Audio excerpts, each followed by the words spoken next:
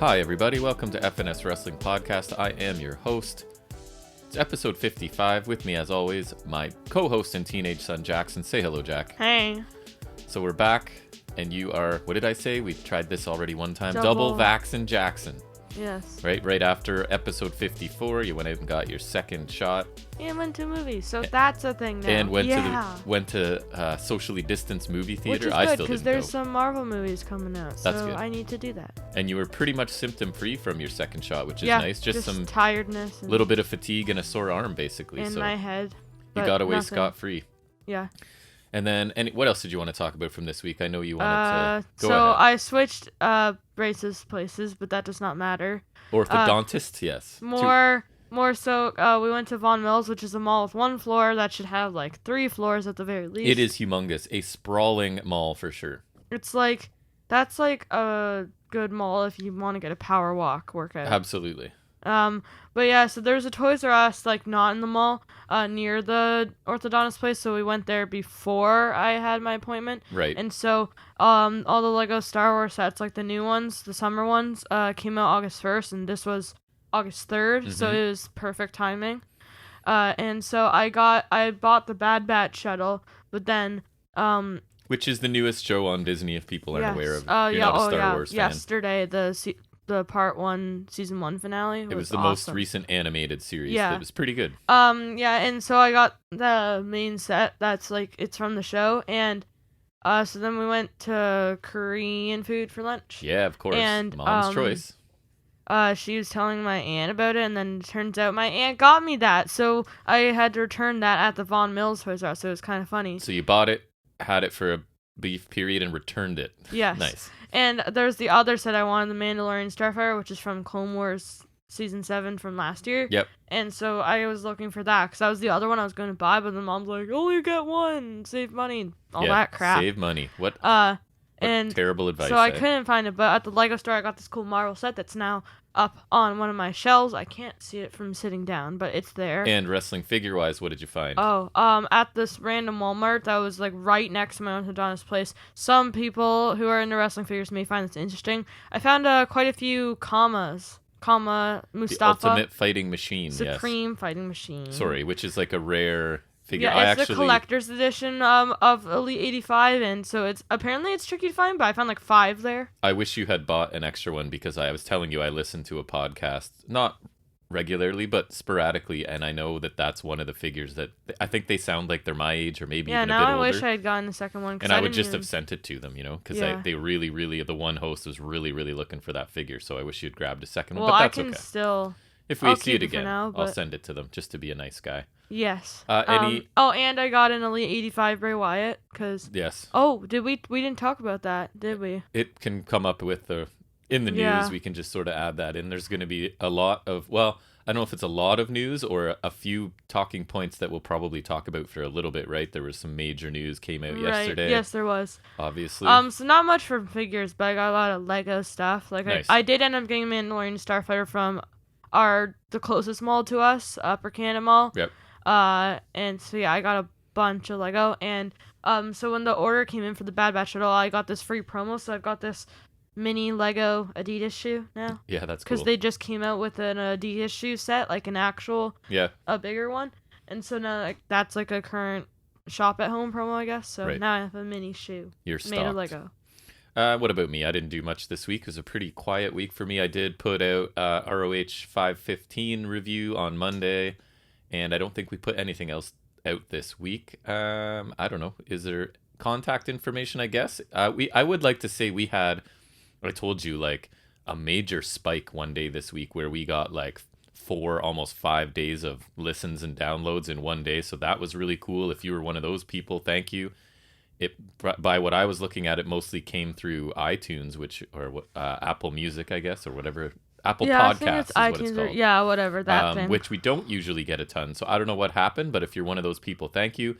If you're a new listener, welcome. If you're a returning listener, welcome back. You can contact us, fnswrestling@gmail.com, fns_wrestling_podcast on Instagram, or leave comments in YouTube if that's where you're listening to us. We'd love to hear any feedback or suggestions or anything from anyone, so feel free. Right. Picked up a few likes along the way this week, so thank you to those people who are listening and liking us. It is really appreciated. Literally liking us. It's really appreciated because we're not doing this for any money or anything. It's just nice to know there's a few people listening and are liking what we're doing. So please keep that coming. That being said, we should probably transition into some actual wrestling talk because I think the news segment might have some stuff in it this week. And if you want the comma, we can talk. Sure. So let's get into our first segment every week, which is taking a look at the week's news and rumors. Yes, sir.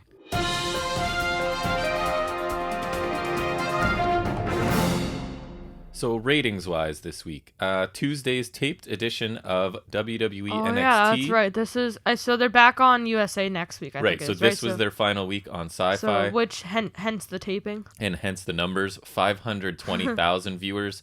So this ties the record low ratings from last week on Sci-Fi. So this week drew a 0.10 in the 18 to 49 demographic. That's down 16.7%. Indeed. So obviously the temporary move to Sci-Fi has not been good for NXT. I imagine their numbers will rise somewhat significantly when they get back to their normal time slot, normal channel. Right, it was kind of like thing. AEW had that. Yep. When they had to be on Fridays for like a month. And you expect it to drop, so it's not too concerning, but hopefully they bounce back when they're in their normal slot and spot. For sure. Wednesday's live homecoming edition of AEW Dynamite drew 1.102 million viewers on TNT, so that's down less than 1% from last week, so basically the same thing, and a 0.46 rating in the demographic, which is actually slightly up just over 2%. So the good news for Dynamite, this is the fourth straight week that Dynamite has been over 1 million viewers, and that's the first time that has happened. These TV specials have been doing good, yep, right? just a steady now, like 1.1-ish seems to be their regular rating for like the past month, so that's great. Yeah. You go ahead. What do you want to talk about first? A lot about Adam Cole today. So there's apparently his contract was originally going to expire. This news kind of rose earlier in the week that it was supposed to expire around after Great American Bash. Right. But he did sign a 1-month extension, so now it'll end around about after TakeOver 36. Right. I think they basically wanted to sign him through the the SummerSlam period, basically, and then figure it out after that. Yeah. And so apparently he met with Vince McMahon during last night's SmackDown.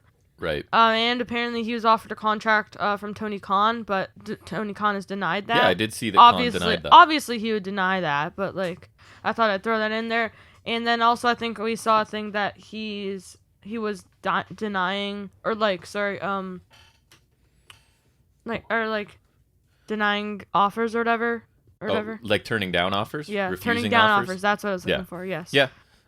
So this is interesting, and I don't think we've talked about it yet, but I don't want him to go to AEW as much as that may be surprising because he's like one of my favorite wrestlers. Right. And AEW's like the best, but I feel like he's already kind of a made star there, and he's got a good spot, and I feel like he'll do good in AEW because they don't care about size and everything. No, he'd be great. I feel like with such a big roster, there's no real sure thing that he's not going to just get lost in the shuffle. That is true. You know, and I feel like NXT, like the smaller roster, he's already at the top. So I think he's already, like, he doesn't need to go if he's already got a good spot. The flip side of that, I guess, is what else is there for him to do? I guess. He's been the champion. He's literally been the longest reigning champion. He's been the face of the company. He had the most probably popular faction that he headed in the history, sort of thing. Like, yeah, he's ticked all the boxes. And Britt Baker is in AEW, so that might be another thing. The love of his life is working for that company. He would have some awesome matches there. I'm not gonna lie. So I think he's kind of,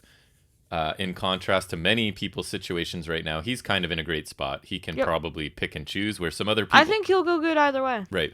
My first one, sort of piggybacking off the people heading places, is Ruby Riott, recently released from WWE, reportedly headed to AEW. I also saw that. That'd be cool because they need some more solid wrestlers in that division. I agree. I think this makes a lot of sense. She's good in the ring. I think even maybe a little better than she got to show sometimes.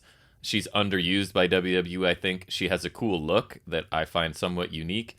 And by all accounts, like, when her release came, there was a lot of this, like, she's beloved in the change room or in the locker room, right? Like, apparently she's just a really good person and people really like her. Right, that's good to hear. And like you're saying, the women's division could use a bit more like talent. They have some good ones, like Baker and Sheeta, and even Nyla Rose is pretty good, and probably Conti. But they need some more, even just like down the card, right? Whereas the male roster and the tag team roster, I fear, could not be better. At some point is going to get bloated with people. It's going to get too good. The women's could still use a few more. Yeah, for sure. What else do you have?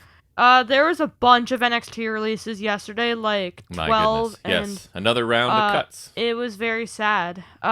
First off, Bronson Reed. Yeah, so... They released Bronson Reed. I'll let you finish the list, and then I have I think, like, my reasonable take on what's going on, and I think it's fair. So I'll let you talk about what you want to talk about, and I'll explain why I think it's happening. That's insane to me, because he was in a Bronson... He was North American champion, like, a month ago. And now we know why they just had him walk away from that scene, right? Because they were done with him. Sure, he lost Adam Cole, but that's still a high-profile spot, right? Like, and of course, when I've like come to like him in the past like couple months, you did just turn the corner now on him. He's gone. Right. Bobby Fish, who's gone, who's been one of the other kind of surprises for people. It is a little surprising for me, but I can't see him being used for much in the future. So it does surprise me a bit, but at the same time, it doesn't. He fits into my theory perfectly. I'll explain that, but keep going. Asher Hale, NXT jobber and 205 Live competitor. Ari Sterling, a recent acquisition for 205 Live. Signed in November. I looked because I was like, man, I swear this guy just signed. So less than a year ago, he signed, Giant Zangier, who I think only had one appearance at that India Superstar Spectacle show. Right. Did you see Sterling's tweet? Alex Zane is greater than Ari Sterling. That was all he put, which was his indie name, right? So Jake Atlas. Okay, I don't care. He hasn't been doing much. Right? Leon Ruff. Don't care. Right. Kona Reeves. He was decent, but he hasn't been around in a while, so I don't really care. I thought there was something about him that they could have used, but yeah, he hasn't been on TV. Mercedes Martinez, another kind of surprising one in my opinion. She fits my theory as well. Zachariah Smith. Right. Oh, I know what your theory is, and I'm pretty sure you're right. Denzel Desjardins. Yeah. And Tyler Rust. Okay, no need to yell. But yes, you are They released Tyler Rust. For some reason, Tyler Rust really connected with you, and you were a huge Tyler Rust fan. And that'll come up again later in the pod. But yeah, he's gone. He was good, and Diamond Mine is now dead. So you want to know what's happening, I think? Yes, they're too old. So they got WWE a while ago, however long ago, however many months ago, tried to tell us that NXT was a viable third brand, right? It was just a third brand among Raw and SmackDown. Then they went out and signed everybody everywhere that they possibly could, right? Then they got rid of everyone they possibly could? Then they could? just seem to have abandoned that idea, and they realized, no, this is not a third brand, but then they're in this spot where they're not developmental either. So they're now trapped in between, and I think they just looked at their roster and they went, who has a ton of experience that clearly isn't developmental that we don't think we're going to be using in the future? Bronson Reed, goodbye. 14. He keeps talking about 14 years of experience, right? He's not young. He's not developmental. They don't see plans for him. Gone. Mercedes Martinez, same thing. Gone. That Tyler Rust is like a 15-year veteran. Right. Same thing. And then they look at the other end of the spectrum is, sure, if you're developmental, but we don't see money in you. Leon Ruff, gone. Jake Atlas? Jake Atlas, gone. We've given you a chance. We can't think of anything to do with you. You're gone. Even so like Ari Sterling? They positioned themselves between two things. You're either a developmental or you're a third brand. They got trapped in between, and now they're trying to go back to developmental, it looks like, right? Because the push is get rid of experienced people that make money or young people that we don't think or have any enough potential for us, and let's restock with younger people again. It feels like they're recommitting to being developmental and sort of cutting. And so more on this, yeah. And I think the only ones that are safe are guys that aren't developmental but draw ratings, right? So your like Coles Gargano. And your Ciampas and your Garganos. Yeah. That's the tier that's probably safe. Right. But then the tier just below them, if you're not a new wrestler and you're not doing much, like you're at risk to go, especially if you make any sort of money. So more on that, they're working on major changes that they're planning for NXT. Right. So there's obviously a bunch of releases. That's kind of one of them. They're looking to hold on. They're like They go younger, They're I gonna know. focus on youth, debut a new logo for the program, try out some new lighting techniques, even experiment with the television format to help it like stand out from the main roster, I Yeah, guess. so you and I have been laughing and making sarcastic comments for months about like this is the third brand, right? Like a third Literally, major the brand. only It's time it not. was ever treated like that is when they needed to prop them up Right. for Survivor Series, And then it was right back to and that was nothing. in 2019. And remember, they brought Charlotte, and they thought she would help ratings, and she didn't. And And that just so I think it's kind of like that was funny. they're now like, we can't. This is not a viable third brand. We need to make it developmental. And what do we need to do? We got to gut it and bring young people and start over again. And maybe it's a bit of they looking released at some good ones, looking at though. Dynamite too. Maybe this is like, we can't compete with that, so let's go a different way. So now they can say we're not competing with Dynamite because they're an established like main roster thing, and this is just a developmental show, right? So we're not even competition for them. It's So really weird because them crushing us in the ratings doesn't I mean guess anything. it means like Vince won't care about it as much, but I I honestly hope like so. I don't. It doesn't feel like developmental anymore though. Like I think it's going to again once they start. I don't know. We'll see. I'm excited in a way because it means a whole bunch of new people are probably coming. But I think this is also WWE. Like, you can't just sign everybody so that other companies can't sign them. Like, at some point, there's a tipping point, right? You have too many think, people. Like, they should realize there is still money in like someone like Bronson Reed. Like he's good and like Yep. people like him. So He'll go somewhere else, I'm and sure. that Tyler Rust is probably gonna be a North American champion. But like, hey, who cares? Yeah, I know. All right, so moving on from that, I had something about Kaylee Ray, the former I saw NXT that. UK Women's Champion, is currently in Orlando, Florida, and has been Yeah. spotted at the Performance Center recently. Takeover debut, perhaps. So- She'd be a great addition. So far, no word on if she'll be appearing on NXT, but I agree, she's amazing, and She's I think one of the stars from UK who could probably make a successful crossover to I think so. NXT main. I think getting a bigger audience would be great for her. Yep. She's a top woman's talent pretty much anywhere. Although I think. she's an experienced That talent is who's correct. like that, That she is fits the correct. billing for that. I just hope she gets treated better than Frankie Monet has so far. Yes. Anything else for you? I have a couple more. See, but yeah, go then ahead. I find it interesting your theory, 'cause I agree it works, but then like they're signing people like Monet, Right. who are like clearly fit that billing and like. Yep. I don't know. I find that interesting, but I think you're probably right about that. Some more SmackDown dark matches, but this one's kind of interesting, as a Raw star was working a dark match. Who's- Keith Lee was working right. a dark match. He defeated Austin Theory. I heard that Vince has big plans for Keith Lee, so I don't know if that's I hope true. so, because he's But good. He is good. And Dakota Kai defeated Aaliyah. Yeah, I do not like seeing Dakota Kai there. It makes me quite nervous. I I feel agree. like, is this her I- final push in NXT? I don't trust them. She's Oh, amazing. 'cause I could see it. She's feuding with Raquel. She gets pushed to a title match, Right. loses SmackDown. Right. And so I was saying, 'cause we saw that she was going to be on a dark match against Aaliyah, and I was like, I would be mad either way, because either she loses to Aaliyah, and she just lost to Aaliyah, Or she wins. wins, and that means she could go to the main roster. How twisted is it that we're terrified when wrestlers we love get some attention from main Yeah, roster? right. It shouldn't be that way. It shouldn't, We but should be happy for them, right? I can point to a million reasons Oh, I know. why I should not trust them, and it sucks that it is that way, because yes, I'm terrified at the fact, or at the prospect of like Adam Cole or Johnny Right. Gargano or Kyle O'Reilly going to the main roster, because they would just get killed. And it's not supposed to. We should be like, awesome, they're going to the main roster, they're going to get so much more attention, and they're going to Right. be pushed, and that's probably not going to But happen. look at someone like Ricochet. Like he was cool in NXT, and then now he's just like, I can't think of anything of note he's done in Right. like years. Yes. Do you have any other news items? Do you or? I do. Okay, yeah, you can go, and then So I'll. during a I recent got like a couple more. So, you guys know, if you listen to this podcast, we think Hit Row are super cool. Hit right? Row do be super cool. So here is a bit of a glimpse into why. I don't know if you saw this, but during a recent interview with, I think it's the Metro, Isaiah Swerve Scott commented on a few things. I think I saw this a while ago. Yeah. Of interest to me were comments about having an element of creative control. He says, Nice. quote, "No one tells us how to dress. No one tells us what to say. Sometimes some of our lingo goes over their heads and they're like, oh, we got to check back to see if that can be approved." That's good, because Swerve does usually look pretty cool, so that makes sense. It's been fun. It's been a good time. So this is great to hear. And it confirms what we've kind of suspected, right? That this group is so good right now because they actually have input into what they're doing. Yeah. That's why it feels organic and real, because they're actually doing it. So imagine giving wrestlers input into what their characters and stories. Guess that's when? crazy. Guess when the Fiend was cool? Can you Right. guess when Bray Wyatt had control? And I'm not trying to say that every wrestler's going to have great ideas and execute But like them at well, least but give them some the can, option. right. Give them the option. Give them right? input. Yeah. Yep. I always have thought like Swerve looks pretty cool some weeks. So that actually makes a lot of sense to me. So it's not a surprise to me that there's sort of a lot of input into what they're doing. No, that makes sense because like you're right. They won't always have good ideas, but then when they do, you can actually put that to use instead of just like we'll never know. Exactly. Yeah. So I saw a thing. Apparently, Finn Balor wants to be put back in NXT.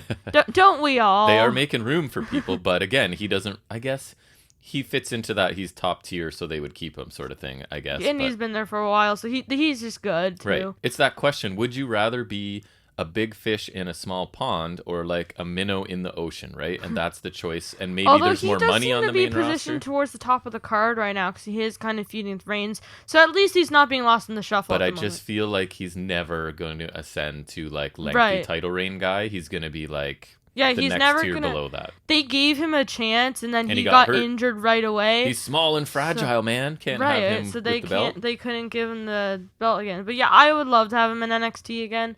He might not. He was really good as champion, but I don't think he needs to hold the title right now. But I agree.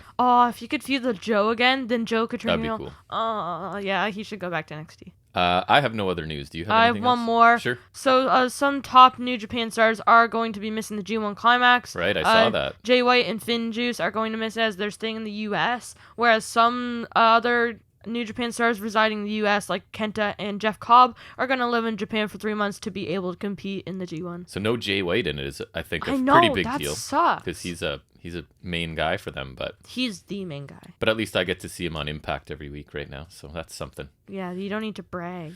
Well, you could watch it with me anytime. That is true. So that wraps up our first segment, news and rumors. Indeed. And I guess we will transition into talking about what we watched on Tuesday night, and that would be our NXT review.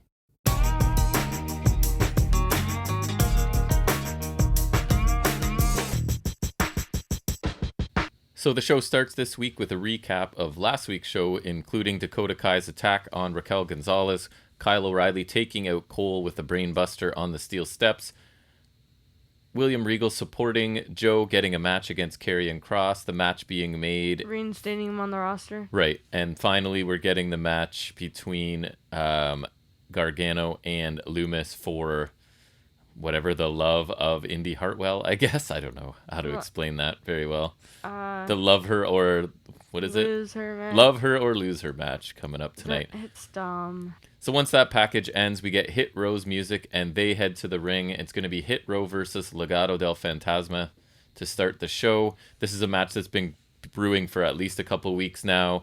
Hit Row lost to Imperium last week, which I guess sort of frees them up to face Legado in this match tonight. So there's brawling to start. Hit Row clear the ring. Escobar sort of giving his team advice from the floor. Ashante dominates Mendoza for a bit with repeated hard Irish whips and follow-up attacks. Dalla tags in, dominates Joaquin Wilde with his clear size and power advantage. Wilde tries to fight out a Hit Row's corner with a Hurricane Rana to top Dalla, but at the same time, Ashanti kind of drop kicks him as he's in the process. This is where we differed. I thought this looked good, and you thought it looked sloppy. I thought it looked kind of botchy. I thought it looked like it was supposed to. I don't know. But anyways. Like they didn't get all of it. One of those moments, right? Yeah. Escobar and B-Fab get up on the apron. Mendoza low bridges Ashante, and the ref is sort of distracted there. The heels take over heading into a commercial break. Legado control Ashante with double teaming, quick tags, ending with a double suplex and a springboard moonsault by Wilde for a near fall.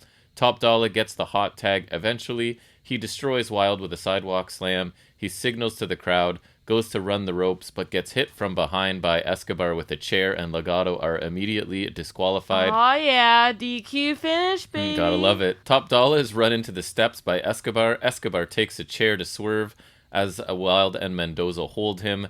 They rip out Swerve's grill, put a chair on his neck. Disrespect. But Top Dollar makes the save by pulling Swerve out of the ring to safety. As Legado turned their attention to Top Dollar, B-Fab comes into the ring, hits Mendoza with a chair. I thought that was like a chair it shot. Wasn't the best it's chair like, shot. Have you ever seen the clip of Gato turning on Okada? Yes. And he hits Okada it's like, with I don't chair? really want to hurt you with these. Right, and like Gato hit him weird too, where it's like hitting him like that instead of like a big the swing. swing motion. Yeah. And like her, it's just like she swung and then just kind of went. It was not a great chair shot, but Hit Row come back in, take out Legato. Swerve hits his driver type finisher thing. I think it's like JML or something. Something like that. To Mendoza as Wild and Escobar are sort of heading up the ramp. Still with, I think it's Escobar has Swerve's grill in his hand still, right? Not nice. What'd you think of the match and the aftermath? I thought it was a fine match, but I was expecting a little better. That's fair, I think. There was a kind of a sloppy move, in my opinion, and a lane DQ finish, so that I'm not really a fan of. The match itself was okay, but should have been better, and Hit Row should have gotten the decisive win here, I think. Right, I think they're saving that. Right, an okay match, but not an ideal way to start the show, I think. I thought it was a good enough TV tag match. The finish isn't my favorite, but it's like a standard WWE way to continue the feud and add a little more heat, right? Like, whereas I feel like AEW sometimes tries to keep people from facing each other. WWE's formula is let's have them face each other all the time, right? And it's not the most effective thing. So again, this is kind of a cop-out finish. I thought the match itself was pretty decent. A lot going on after the match as well. Again, I say it every week, but it's the heel-face dynamic here that keeps me from getting fully into this, right? I like both of these groups. Yeah, I there's think definitely been a lack of clear title feuds. Who am I rooting for? Like, what's the deal here other than they don't like each other and neither of them? I'm not supposed to like either of them, so I'm confused a little bit. Joe then runs into Regal backstage, who has a security team with him, and they're now going to be making sure that nothing happens between Cross and Joe. So the security team will be following Joe around, it sounds like, until TakeOver. What did you think? It was really super quick. Okay. Yeah, right? Like nothing like so small I didn't even note it. Like, so now they're going the other way and saying we want to keep you guys from touching, which I prefer, right? So I felt this was a little more realistic, and I prefer this. Like, we can't trust Joe obviously to not put his hands on this guy. We can't really trust Cross not to try and get to him, so we're gonna have a security him or whatever. Security detail there to sort of get in the way. So I don't know, I don't mind this idea. It was a super quick segment. We'll see what it leads to. Reminder from last week about Ridge Holland showing up to assist Pete Dunne and Oni Lorcan in taking out Thatcher and Ciampa. Yay. And then we quickly cut to Dexter Lumis in a room drawing pictures of himself and That's Indy a great Hartwell. back-to-back right there, am I right? My only note on that, under that summary, is sure. That's about it. I don't know how much energy I can keep. And I don't know, people I think might like the storyline, but it's been a lot of segments over a lot of weeks, right? And it's the payoff needs to come and needs to be satisfying. I literally can't see a payoff where I actually care. Not for either of us, I don't think. But I think there might be people out there that like it. Anyways. No, and then those are the same people like in Love and Sting and Shotzi Blackheart and Christian Cage. This is WWE NXT doing comedy and doing it for an extended period. They've got a few comedy things like on the a go. comic relief storyline, or like not like a serious storyline, like this whole love storyline thing. And NXT doesn't do that a lot, and I think that's for good reason. Yeah, and then you've got like the comedy going on with Grimes and Knight every week as well. And even then, I don't mind that. No, I don't love it, but I don't dislike it either. But I've kind of liked some of those. Trying to do a lot of comedy, it seems, these days. Yeah. Anyways, we transition into Ridge Holland with Pete Dunne and Oni Lorcan by his side, and taking on the job is my buddy Ikeman Jiro, unfortunately. And now, of course, he's wearing the watermelon jacket, which is sweet, but yeah. So Holland is in control early with basic offense. Yes. Before you go into the match, I was very not happy. He's got the same look, the same theme, the same crappy. I just stopped caring completely. Sometimes I think you paid too much attention to those details, but in this case, I don't disagree with you. He looks silly. His theme, the lyrics, and like the voice just sounds really jacket, weird. The club. Right, the Billy Club, the jacket's okay. It's not working for me. I don't love the beret and the club, and then the theme, just the lyrics and the sound of that, it doesn't work for me. I don't think it's a good theme. I think especially doesn't fit him. I will say they at least gave him knee pads. That's true. So that's you did a start. Notice that. But I feel like that's only like you injured your knee, so you gotta wear knee pad as maybe it's like a protective knee pad kind of thing. So because he hurt his leg, right? Right, so I feel like that's not even them. It's a structural knee pad. It's like it was a requirement. I feel like if it was any other injury, like if it was an elbow, he would have worn an elbow pad, you know? It's a load-bearing knee pad. He needs it. Right. Yeah. All right, so Jiro gets then thrown over the top and sort of Holland hits a pounce into the barricade. suplexed by Ridge Holland, and he rips off Jiro's jacket, and the crowd does not like this, right? It was so weird when Jiro was wrestling without the jacket. The crowd is not happy that Jiro's jacket is gone, so that's some good heat. I guess we know going forward they can use that for heels. Because Jiro's probably not winning a lot of matches, but he can generate heat for some heels. Some more suplexes from Holland, and he sort of taunts Jiro along the way. Holland hits his side power slam finisher, whatever it is, thing for the win. I don't know what. It was. Like I don't think they've named it right. It's like a sit-out power slam, kind of like, or like to the side a little bit. It was a power side slam, kind of power slam side slam thing. Something. We'll figure out what it's called. It was kind of stupid. Dunn gets a chance to speak briefly, talks about how bad this group is. Holland is... It is pretty bad. I don't think that's what he meant. He says Holland is back and will smash the rest of Thatcher and Ciampa's teeth out. And what happened to Jiro will happen to anyone they face. And if they don't believe them, they dare anyone to try them. What did you think of this faction, this match, all of the total package? I thought this was kind of lame. It was a squash, but as far as squashes go, meh. They had a chance to fix some of the issues with Holland in his presentation, and they didn't. That is true. His theme for stars, it's bad. I just don't think it fits him at all. I don't think it would fit anyone, but especially not him. As like this big brawler kind of guy. I can't even think of it, but his beret hat and Billy Club are both weird choices. I think they need to go, especially the club. The jacket's okay. I think if you need to have he needs to have some entrance gear, right? Right. And so if I'm gonna pick one, I would pick that one. The jacket, lose everything else. Yeah. In terms of the actual match, it was an okay squash. He was just an average brawler, big man, I think. And I really didn't see much improvement from before his injury. Remember when he dropped Gargano on his head? Yes. Yeah. Yeah, that was scary. He had a couple like suplexes or whatever that were decent, but other than that, nothing. His finisher was really just like one kind of plain, and it didn't like look super impactful. Yeah. I think he could have had he had time to improve during his time off, and I didn't really see it. Dunn's promo was good, and I think like it's funny because who would have thought like if you had told me like a year and a half ago or something that Dunn was going to be the mouthpiece of a faction. Which is in my notes. I think they're asking a lot of him. Like, I think he is better than I thought he was, but I'm not sure he's ready to be the speaker of the group. Yeah, the voice of a faction. Right. I hope this is a short-lived faction. Me too. This was clearly little more than a squash. I did like that there was a variety of suplexes from Holland because I'm kind of a sucker for suplexes. And I don't know if they pre-planned it, but that's why you like Brock Lesnar. Pulling off Jiro's jacket got him some really good heat. Again, that's something they can go back to. Dunn's promo was kind of generic. I thought it was fine. It'd be kind of funny as if Nick Gage cut the jacket off with the pizza cutter. Nice. But I think this group lacks any kind of personality, right? I don't love this. And any purpose. Like, it's just... Yeah.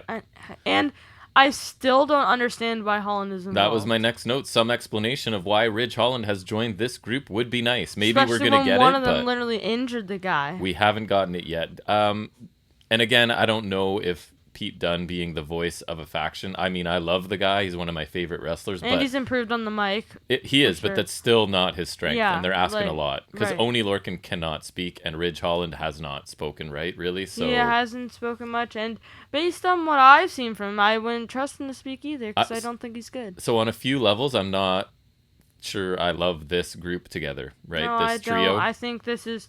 Like, my concern with that Ciampa and Thatcher match is it turning into a feud, and I said Dunn's clearly above this. Dunn is clearly above this. I think with Joe, like, I think he'll probably beat Cross, and Cross gets the hell out of my NXT. Right. I think Dunn is a really good choice to usurp Joe, because I don't think Joe needs to hold it for super long, because he's in the later stages of his career, and it's his third, it would be his third title run. Yep. And I think Dunn, I think he deserves a title run.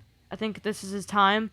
And he's way above this. And I feel like this is something that, while I don't want it to, I don't think it should. I think it could have some staying power for a bit. I'm hoping it's just because they're keeping him busy and then they can reheat him back up when they want to. Because they're hope so, yeah. They're sort of invested in this Cross Joe like thing. So I feel like he'd be better off even just like with a random mid-card feud. Like, you know how he just had that random match with Kushida? Yeah. Takeover? Like, something like that. Now, this is really strong. I would almost prefer he's just off of TV for a while and then comes back as a killer. Considering he's teaming with Ridge Holland, I'm not against that. Ridge Holland and Oney Lorcan. Yeah, Like, we that's got who Pete Dunne is with. we, Let we that sink in. We got Ridge Holland, who's like a meth big man, and then Oney Lorcan, who he's cool, he's good, but Good in he's the the ring, most and boring that's it. wrestler you'll Yeah. ever meet, like outside of the ring. Yep. So, like, Interesting. yeah, that really puts into perspective, Yep. right? Who he's teaming with. So we're hoping for better for you, Pete Dunne, is the bottom line. Yes. Frankie Monet then is talking about the loss Speaking last of week. better, jeez, That unfortunately she took the pin in that match last week. She's blaming Robert Stone's attempted interference with his man bag or satchel or whatever it was. It's a merce. The okay. merce, whatever. So she calls Robert Stone and Jesse Kamea losers. Accurate. And say that if their group is going to work, it has to be Frankie's rule, and it's take it or leave it.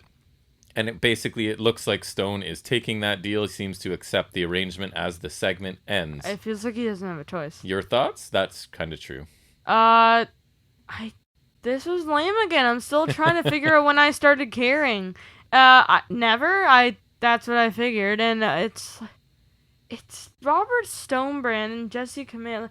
Who cares? I'm gonna try and pick a positive out of it. At least it clarifies the situation a bit, so I'm happy about that, right? Because remember, I was like, so now she's sort of with Robert Stone, but is she running it? Is he running it? At least that's clarified now. She's the one in charge. I figured that already, I guess, but like, and honestly, Monet's underused, Stone's underused. They could be really good together, but it's not looking like this is the way I would do it. Robert Stone has a lot of potential. I think when he debuted, he was managing Chelsea Green. I think Chelsea Green was gone too soon, and then he took on Aaliyah. I think that killed him right away. Yeah. He did have Mercedes Martinez, but then they kind of like they fed her to Ripley. Yep.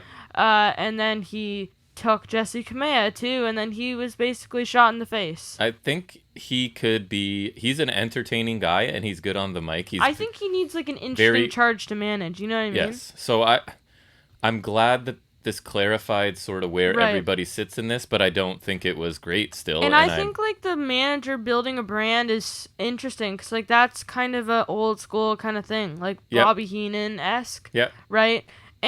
But he's choosing losers. And Monet should be... To the point where Monet has to take over. She could be near the top of the card, in my opinion, I think. So I'm not sure why they've got her down at this level. Which we were saying she needs to like face better competition, right? Right. You're not going to do that teaming with Jesse Kamea. I mean, I don't think so, but unless it's not a big enough fact. I don't know. Are they going to be a tag team, singles? I don't think she's good. But no one's good enough to elevate Jesse Kamea by themselves. Well, and to be honest, Monet hasn't dazzled us in the ring so far. We're a little bit like, she looks kind of slow and not super great, which is why we're like, please get her in the ring with better talent, and maybe that doesn't seem exactly possible in this situation. It does not. We then move into a hype video for Bobby Fish and Roderick Strong, focusing on this basically being a money fight, because that's kind of all we know about Diamond Mine, How would right? Diamond Mine so make far, money from this, though? Because the more you win, the more you get into bigger matches worth more money. If it's like you're talking about it being the legit fighting world, right? The more in demand you are, the bigger purse kayfabe, you get. Right. Yeah. So Trey Baxter, we get a video for him. We ain't gonna talk about it. Oh, you want to talk about it? Well, I just have one thing. I thought it was decent, but I thought it was kind of funny because it starts with the shock the system thing, and I assumed it was for Cole O'Reilly. Right. But I was wrong, and I find it funny that all the Undisputed Era guys are feuding. Yep. Right, they've paired off, but O'Reilly and Cole are like at the top of the card, and Fish and Strong are down at the bottom near the cruiserweights. In the middle of a regular old episode. With a 1 week build. Right. With a 1 week build. Yep. And Cole and O'Reilly are building to like they're on a 1 week build to their third match, right? I can't say I'm too invested, mostly because no Tyler Russ, but I feel like the match could be good. Yeah, it could be. So Trey Baxter gets a little video package ahead of his breakout tournament match tonight. It was something about he's all heart, and it's all about never staying down, and he's going to be a star, etc. Yeah, I thought it was fine, but I find the all heart gimmick just kind of basic and kind of shallow. It's just like they didn't really like kind of. He needs to, I feel like, make it his own or something to like. If you can take that gimmick, that's fine. Yes. But like you can't just say, "Oh, I'm all heart. I never stay down." You need to kind of elaborate on that, It right? feels like add something to it. It feels like an indie gimmick and promo because you're only stopping over in that town, right? So you've just got to we've got one little thing to kind of get like over a territory deal, right? Whereas he's going to be in NXT for a while. They have more time. I didn't think this was much different from the one he had. Like, remember when he debuted against Kushida? No, it was pretty much the same. I just thought it was Other than the inclusion in the tournament. Another promo in a line of really brief, really standard promos from this tournament entrance. Where nothing really bad, but nothing super interesting either. None of them stand out. Carmelo Hayes was a little bit better, but the rest of them have all been super minimal. I know nothing about them other than like what they sound like. Giro's was good. And that they want to win. Yeah, I guess. She's talking about his trainers, I think, and whatever. But then he loses first round, right? So yeah. Anyways, I thought this was just another standard. This has been an underwhelming tournament for me so far. I was really looking forward to this. Me too.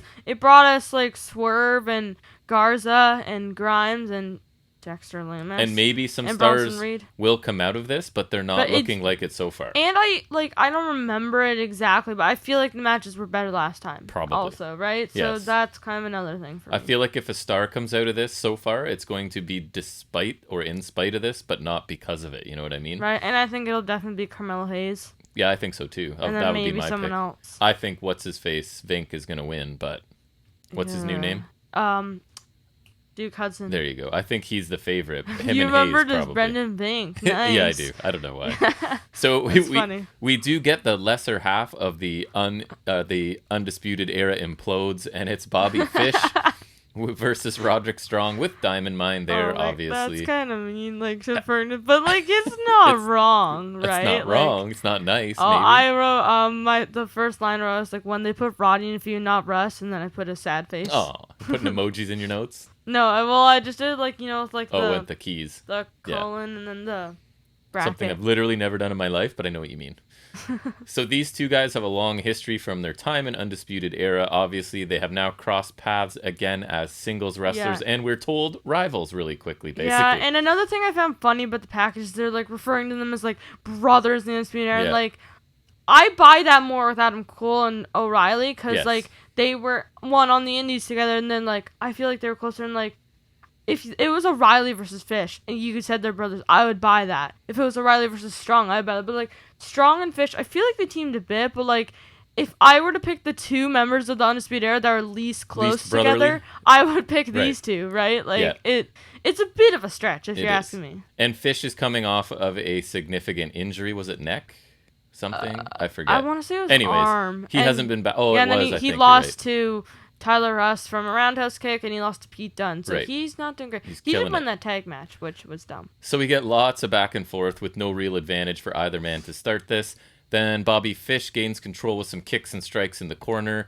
A bunch more holds and counters until a kick to the back of Roddy Strong. Strong takes control with a cheap shot out of the corner as the rest of Diamond Mine are shown sort of giving their approval. It's like, yes, they are heels.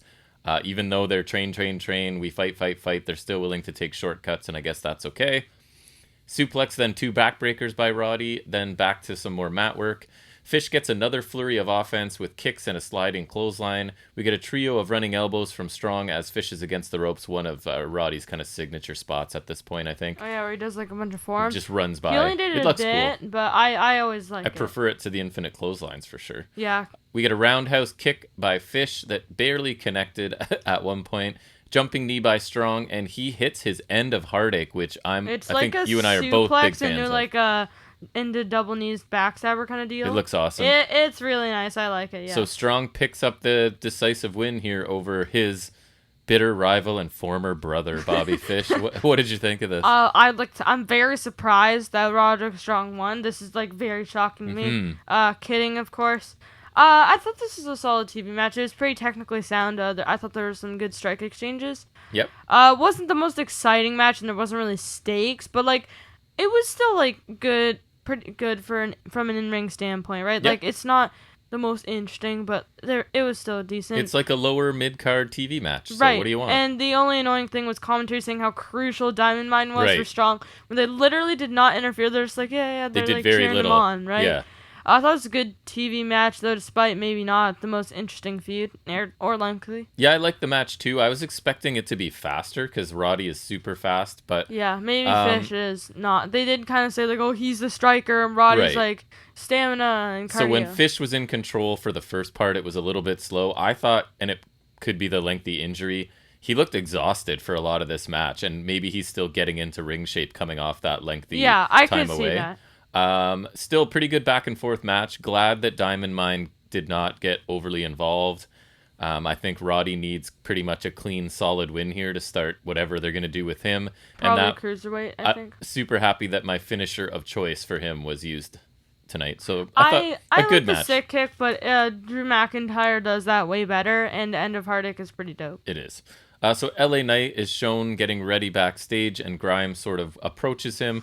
Grimes assures Knight that he has Knight's back tonight in their tag match against Grizzled Young Veterans, but he asks Knight if he has his back. Knight says he does and that he's a man of his word too. He then makes the demand that Grimes wrestle in his butler outfit, and he wants Grimes to polish his boots. Thoughts? I thought this was fine, and I kind of like them sowing the seeds of dissent for them. And I feel like this is a more interesting take on the unwilling partners because it's like a boss butler thing, which I think is kind of unique. Like, I don't think that's really been done. I mean, maybe DiBiase Virgil team, but like, I think this is kind of interesting. I am kind of interested in the match as a result of that. Yeah, I just think this stuff's okay. I want to like it more than I do. It feels like this was almost... I'm trying to. Yeah. This was weird because it was almost like friendly banter between the two after, again, 2 weeks ago, Knight forced him to attack right, Drake I really Maverick. wish there was a follow-up on that. So that, I keep harping on that, but it was a major disconnect for me. I think, this is just okay. I think people like it because, again, it's a little bit of comedy, and Grimes is an amazing performer. But I'm just kind of like, it's mildly amusing, you know what I mean? I want to love it, but I'm just mildly amused every time. I miss Grimes as a heel, honestly. Yeah. I like that better. Yep. So we do get the match then, Cameron Grimes and LA Knight versus the Grizzled Young Veterans. So last week, these four men, this stems from them meeting on a golf course, right, where they made bets about stuff. Grimes led Knight to believe that Grizzled Young Veterans hit him with the golf club when it was actually Grimes. Right. So that's why Knight is angry at the Grizzled Young Veterans, and this match is happening, I think. So Gibson cuts his usual scathing promo on his way to the ring. Something James about Drake had a line. Called Knight a polished turd, I think you told me. I made a note of that. Like, no, he was like, Grimes is like living proof that you can't polish a turd. Right. There you go. That was funny. James Drake said something. See, James Drake is awesome. Sure. Yeah. Knight starts out fast against Blake, but Grizzled Young Veterans take control, double team him. Grimes tags in, gets a flurry right away. What? You said Blake. Yeah. Drake? Oh, sorry, Drake. Whatever. Close enough. No one notices. Blake, Drake, it's all the same thing. Grimes tags in, gets a flurry, gets dominated by GYV with frequent tags as they cut the ring in half. Knight drops from the apron as Grimes needs a tag. Grimes is left alone to face Grizzled Young Veterans on his own. Grimes takes off his jacket and gloves, takes the fight to the Grizzled Young Veterans, including a double Rana, and his following... I thought it looked really funny when he took out the suit jacket, because like, just the white shirt almost looks like he's wearing pajamas or something. A little bit. His following moonsault slam to Drake / Blake. You got it. It still says Blake in my notes if you want to know the truth. And I mean, you got the name of the move, too. That's for a near fall. Brief distraction by Gibson, a sweet transition into the ticket to Mayhem. Yeah, it was really nice. It's like if Grimes, it looked like Grimes was going for the tilt-a-whirl, right? And then Drake catches him in a tombstone position, and then he it was a really nice transition. And the Grizzled Young Veterans pick up the win. DiBiase then walks by Grizzled Young Veterans, heads over to Grimes, tells him that he has to find some way out of this situation. Thoughts, my teenage son? So I thought it was a decent match. The outcome was kind of predictable because there was no way Knight was actually going to tag in. I thought it was still a decent match, and Grimes got in a good flurry, but I appreciate that Grizzled Young Veterans still won because Grimes shouldn't be able to defeat a top tag team by himself. Right, so it did make sense. I kind of wish Grimes and Knight won, though, because I think it would be interesting for this to span multiple matches, and Knight could play the long con to the point where they almost get a title shot. Yeah. Maybe get there, I feel like this is just kind of basic and shallow, just for him to, haha, not taking it. Like I would like for him to just con Grimes, like Yeah. pretend to be the partner, and like they get far, and I feel like that'd be interesting because that might be, because that would be somewhat of a follow up, in my opinion, from the Maverick thing. Cause like he's messing with Grimes, right? Right. Trying to think like, oh, maybe he's easing up and whatever, and then he just like he walks out on Grimes when they're like close to the titles or something. Yeah, instead of this first I think match. that'd be cool if he played the long con. But. Yeah, I thought this was booked logically. Grizzled Young Veterans get to pick up a decisive win, and Knight Grimes' story just takes another logical step, I guess. I didn't think the match was great. I liked the part where Grimes had that little flurry by himself against Grizzled Young Veterans right before the finish. But it was more about the story anyways, I guess. So I think it was successful in doing that. I think it was logical, right? Like, you get this tag team that needs a win, and the Knight Grimes story progresses. So successful, I think. Yeah. We then get a graphic telling us that Dakota Kai will explain her actions next. Oh, yeah. That's not true. Samoa Joe package is actually next. True. And it's covering his initial debut in NXT from years ago. It just shows like all of his like past stuff in NXT, which I think was good. Yep. Highlighting his sort of attitude and aggression. I thought it was a cool little package to show us Joe, the in-ring competitor, again, just to remind people, or even for some younger people who maybe weren't watching when Joe was around, like, he's awesome. So here's a little highlight package. And I find it funny because he was a mega monster heel back then, and yes. That's kind of different from his current role. Yes. And deep down, I do hope he goes back to that at some point. His intensity's amazing. It comes across face or heel, but baby face is never as interesting, I find, as heel. Especially Joe, I was just like used to him as a heel, right? Yeah. We then get a quick recap of Dakota Kai's attack of Raquel Gonzalez last week.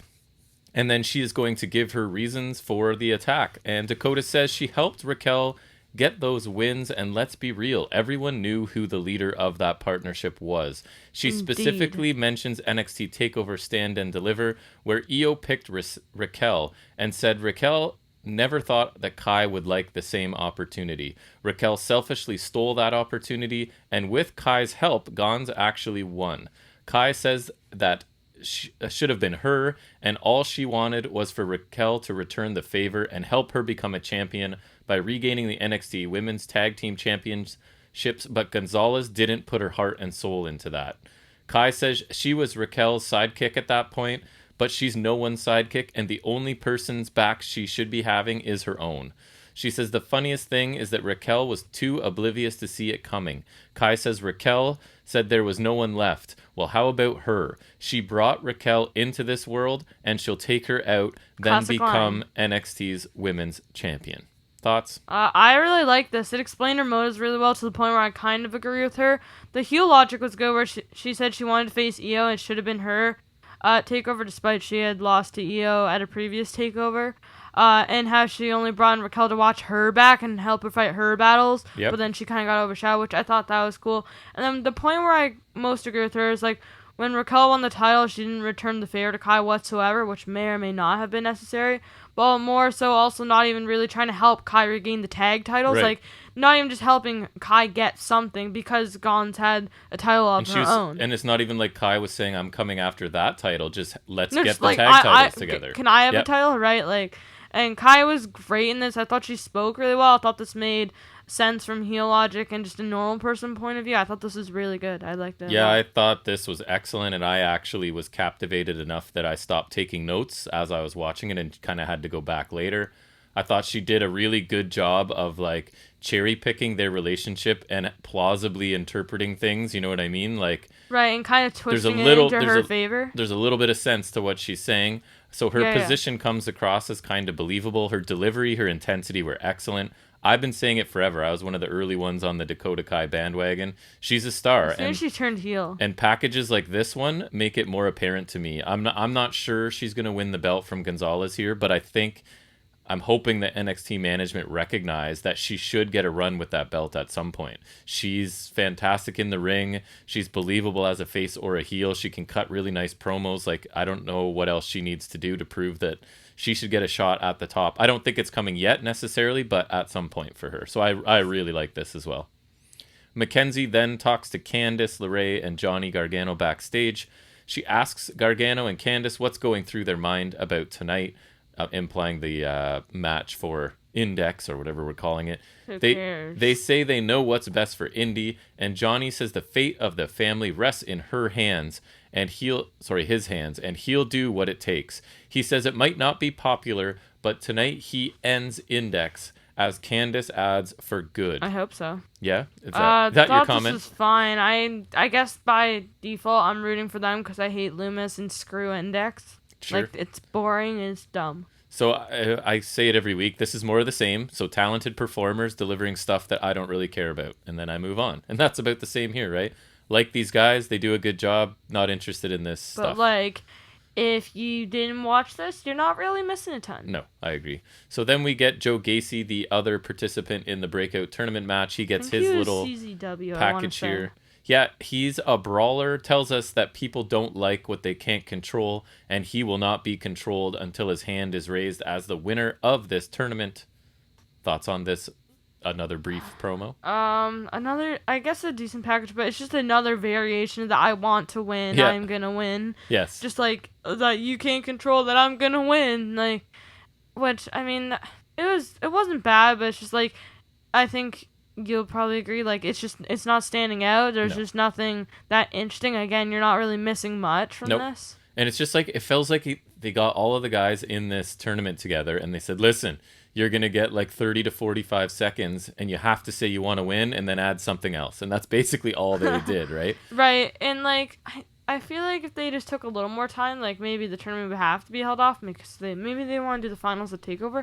But, like, just put a little more effort into these. I feel they didn't try too hard. So another really brief introduction to a competitor. Yep.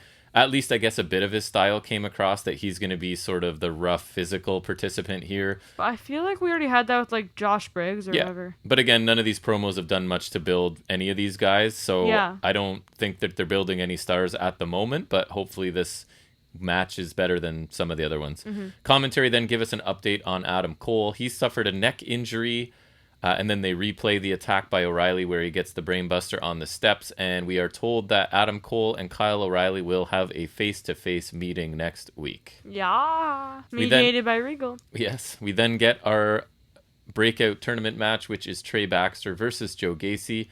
Another first-round match in this tournament. Baxter has had one NXT match already. Gacy, I don't think, has, right?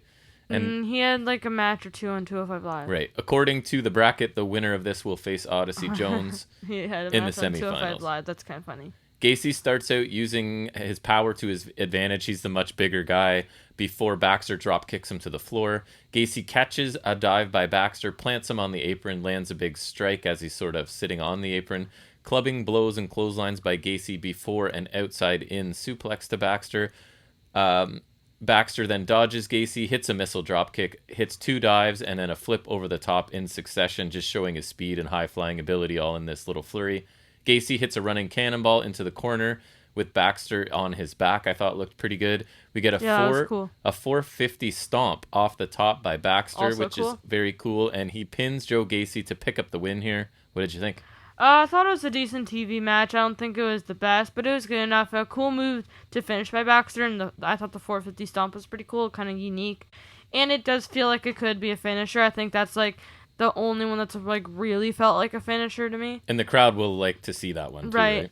So at least it kind of ended decisively there. It did. And like you could tell that's a finishing move. Yeah. I thought Gacy looked decent, had a few cool moves, and overall just it was a decent TV match. I think this might be my favorite match of the tournament so yeah, far. I'm not sure. The bar's not super high. This might be a little above the Hayes Briggs, but I can't tell between those. I think so, only because I liked a little bit more of what Gacy did here in as the big man in this match. Opposed to Briggs. I did like that there was a clear contrast in styles, right? You have the high flyer versus the just sort of physical brawler. I thought Gacy looked good as the like aggressive bruiser. They showcased more than I think some of the other competitors did. I enjoyed this match. I kind of liked Gacy. There was something about him that I just liked, his really straightforward kind of brawling style. So I'm hoping to see a bit more of him. And then Baxter, I've seen a bunch before in the indies. He's a classic high flyer, so he's fine. I thought this match was pretty good. I think he was in the Super X Cup. Remember? He was. Blake Christian? Yep, he was. And then I saw him on the indies facing, I want to say, Leo Rush at some point too. Nice. I think it was a very lengthy match. I can't remember. Anyways, so here we go with this segment. You ready? Io and Zoe Stark are in a Oh Japanese God. restaurant because Io's Zoe Japanese, Zoe wants to become friends with Io. Io doesn't so like they have to Zoe, go to a Japanese restaurant. right? So Zoe's excited because this means that she and Io can bond, but Io is clearly skeptical about this idea. So the waitress walks up and Io orders in Japanese, and obviously Zoe doesn't understand any of it. So Zoe It just doesn't even says, bother trying to order no, anything. she looks at the menu, looks confused because she's never been out to a And restaurant I before. think in one of the annoying parts here is like the belief that like the like that she can't just speak English. Like Or read a menu, or ever eaten in a right, like when Japanese we go to a restaurant. Korean restaurant, you can speak English. Like mom will be like, "Can I get a?" Right. But then she'll say the name in Korean. But like you can speak English, like, and you can read the menu. There's Right. usually if if it's an Asian restaurant, like a foreign place in America, they probably have like English subtitles because Yes. they can't just like put So you in cold turkey. Zoe's like a 7-year-old girl here. I've never like, oh my god, I don't speak the language. Oh my goodness, I don't Yeah, understand the I'll, food. I'll just have what she's having.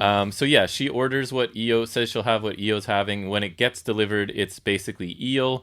And so Zoe's kind of grossed out, has no idea how to eat with chopsticks, and she throws them across the room and starts to use a fork.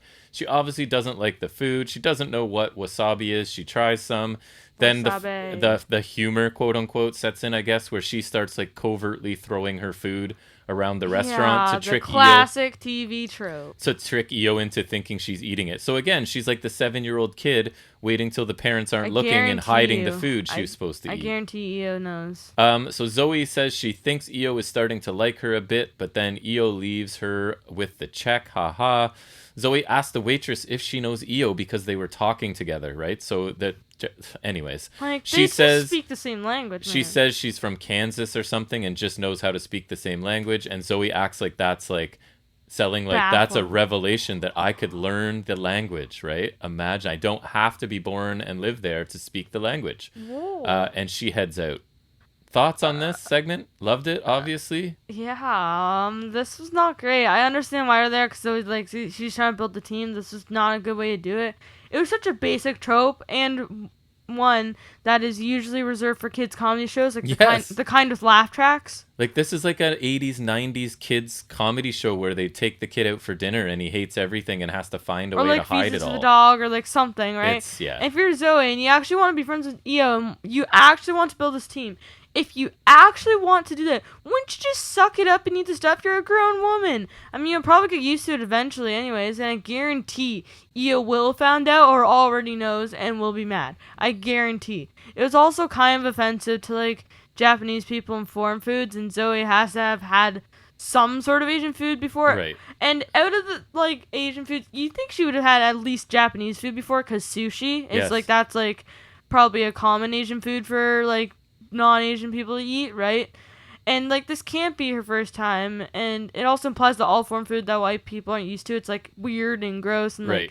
she can't like. You want it's just so like quick related story? weird. When I was dating your mother, who is Right. a Korean woman, and I was over at her family home and they were having a barbecue, and your grandfather, my father-in-law, barbecued eel, literally, and I was offered some and I ate some and I acted like I liked it because that's what adults do. Right. So I almost had this exact situation with the You're added not like with the added pretending pressure to eat of like it, my future father-in-law there cooking and offering it to me, but but like I don't really eat fish or seafood that much, and I ate barbecued eel because I'm an adult and it was offered to me, and I was right. trying not to You're offend not the like person. putting in But anyways. in a napkin and putting it Right. under the table. You're not Right. like Flinging it across the flinging yard. it across the across the yard when no one's looking. Right. Like you gotta eat it. So I don't want to dwell on this too much longer. I like both of these two a lot. Like This is a Eo's waste one of of my their time. favorites. I've loved Zoe since she's gotten here. And when we were watching it, you, the 14-year-old person, pointed out how juvenile this segment was. Zoe, I thought, looks really. And this kind of makes you forget that they're the tag team champions. Not gonna lie. So on like, on the plus side, Zoe delivered her stuff fairly well, which is good because But the stuff that's was something crap. I think she needs to work on. But she looked bad here, just the stuff she was given, like, oh, foreign food is strange and gross. Oh, foreign languages I can't understand. I've never been to a sushi I restaurant don't like before. this food. This was supposed to be funny, and it honestly just made me a little bit angry. A huge miss for me. This felt like a main roster segment, right? Like the juvenile base humor of like pre adolescence sort of Right. thing, feels main roster, not something on NXT. So I didn't love this. I'm interested, as I always say when we're done recording, to listen to other people's thoughts on this segment. I'm wondering if people loved it or disliked it like we did. 'Cause Yeah. at this point, I have no idea. I feel like it could depend on people's point of views, I right? think so too. Anyways, we'll move on. Mackenzie is there with Indy Hartwell, asking who she's rooting for in the Gargano-Dexter Loomis match. Who cares? Indy says it's complicated because it's her family Is versus it? true love. She says if Dexter wins and Johnny and Candice give him a chance, they'll see that Dexter is just misunderstood, and tonight we will find out if it's meant to be or not. Thoughts? Mine says, see my comments from previous Way segment. So she's weighing her options, and both of them do not matter. And holy crap, I don't care. Yeah, there's a lot of this. It's just I want to care, and I wish I did because it does get a lot of time. She's in love I with just a don't. crap wrestler who's boring, and she's a part of a faction who she claims to be her family, which is not an actual family. Right. So it does not matter. I agree. Moving on. Karrion Kross comes out, interrupts the commentator, stands on the announce table, and says that Joe couldn't do anything when he was here as an enforcer and won't be able to do anything as a wrestler. Kross asks who provoked who and runs off as Joe comes down to the ring. Security stop Joe, and then Joe destroys some members of the security team, basically. What did you think? I think Joe's so good that he works as an angry monster, even though he's still a babyface right now. Mm-hmm. And I think that's a testament to how good he is. I'm excited for this match, not for the match, but for what I think the outcome will be. Right. And Cross is good, I guess. Yeah, Joe is fantastic in his intensity specifically. And I have to admit that I liked Kross better in this role as kind of like the chicken heel, I don't calling know if the out chicken Joe thing and running though away. works when he's supposed to be this dominating But I'm guy. saying that's not believable anymore because you've killed him. So you better switch it up, and at least you're trying to. Because you can't package this guy Isn't as he supposed to be like a fighter? He's just lost every week on Raw. He just lost to Keith Lee this week. Yeah, he beat Keith Lee once. But you can't anymore try and tell me that he's an unbeatable, undefeated monster because he's not, right? So I appreciate that they're sort of shifting gears because I would rather he's just messing with Joe and is a little bit afraid than he's like unbeatable. Well, and if So you're I going to be actually like afraid of this. anyone, you probably should be afraid of Samoa Joe. Right, so I think they've shifted his character a bit. I think they needed to, so I thought this segment was good. We then get into a prime target, which are generally, I think, I've liked all of them and really, really liked most of them. So this one is for Walter Dragunov 2. And I put in brackets, since no one watches NXT UK, they want to sort of update us on how important this feud is. This is good. So it starts out with a few WWE stars talking about the brutality and fierceness of the first match. Then we sort of switch into a back and forth promo from Walter and Dragunov. So Dragunov talks about the first match breaking him and putting him on a path of violence in order to have a chance to do it all over again. Walter says he belongs on this stage and that this is the match of Dragunov's life. And on his best day, no one can defeat Walter. Dragunov says everybody will see how much of a mistake it is to underestimate him, and Walter says that Dragunov does not have the mental ability to step up to his level. Walter adds that everybody will know that Dragunov is full of doubt and full of fear before Dragunov says that Walter is wrong, basically. Thoughts on this? I did not do it justice in my recap, I'll say that. One thing I loved in particular was I really like Dragunov kind of like going through and like explaining why he went through his breakdown. I thought that was like really cool. And so I thought this was really great. It really detailed the stakes, the history, and how personal this feud has gotten through Dragunov's character development and the press conference they had. Like they're really outlining this, and like you can get invested from this even if you don't watch UK, just from this segment. I hope so. I feel like this is really good. This is great. I thought it might this match might be even better than the first match, just because I feel like this time it has good storytelling backing, right? And when we were discussing on the 1 year thingy, it's like it's obviously better if you have like a good match and a good storyline. Right. I feel like this one, like I feel like it'll still be a good match, but I feel like there's more of a good story behind it. Yep. I pretty much love this package. The first match... Prime targets are pretty good when it's when they have good stuff to work with, like Cole and O'Reilly or whatever. The first match I always say was in the running for my match of the year. This video added to that big fight feel of the rematch for me. I thought both Walter and Dragunov are doing great jobs in their roles, and I do watch NXT UK each week to sort of see what's been going on. I've been impressed by the character work of both of these guys because I wasn't aware that either of them were as good as they are at sort of promos and being believable in their character. I kind of like Walter. Like, he's been dominating for so long. He's starting to get kind of like cocky. Yeah. And then that almost helps him make more sense if Dragunov does win. Pride comes before the fall, as they say. Yeah. I rarely look forward to rematches as much as I am this one. And like I said, prime targets are always at least good. I thought this one was great. My only nitpick is that I don't know if people that aren't up on the feud are as... like think that this was as good as I do. But once this match happens, they're going to know. I hope so. So I thought this was excellent. We then see Kushida. He is telling us he respects Roderick Strong's win over Bobby Fish. Kushida says that Strong wants a title shot at the Cruiserweight Championship, and he can have one, basically. I hope that's a takeover, because I feel like this would be like a killer opener or something. Would be a good match with like... yeah, and you can't rely on the promos going into this for sure between these two guys. I thought it was a good promo. Luckily, he was able to mostly speak Japanese. Yep, I thought it was fine. Didn't clarify when the match is, but the match will be good, so I'm okay with where that's going. So next week on NXT, we're going to get Raquel Gonzalez responding to Dakota Kai's attack. We're going to get the face-to-face with Adam Cole and Kyle O'Reilly, which will be mediated by William Regal. We're going to get Ember Moon versus Sarray. That's actually interesting because I've been saying, like, I need to see Sarray step up in competition, right? So that's a definite step up. And Ilya Dragunov will be live on TV next week, right? That'll be his NXT debut, I believe. Who? Right? Dragunov. Oh, yeah. So then we move into the main event.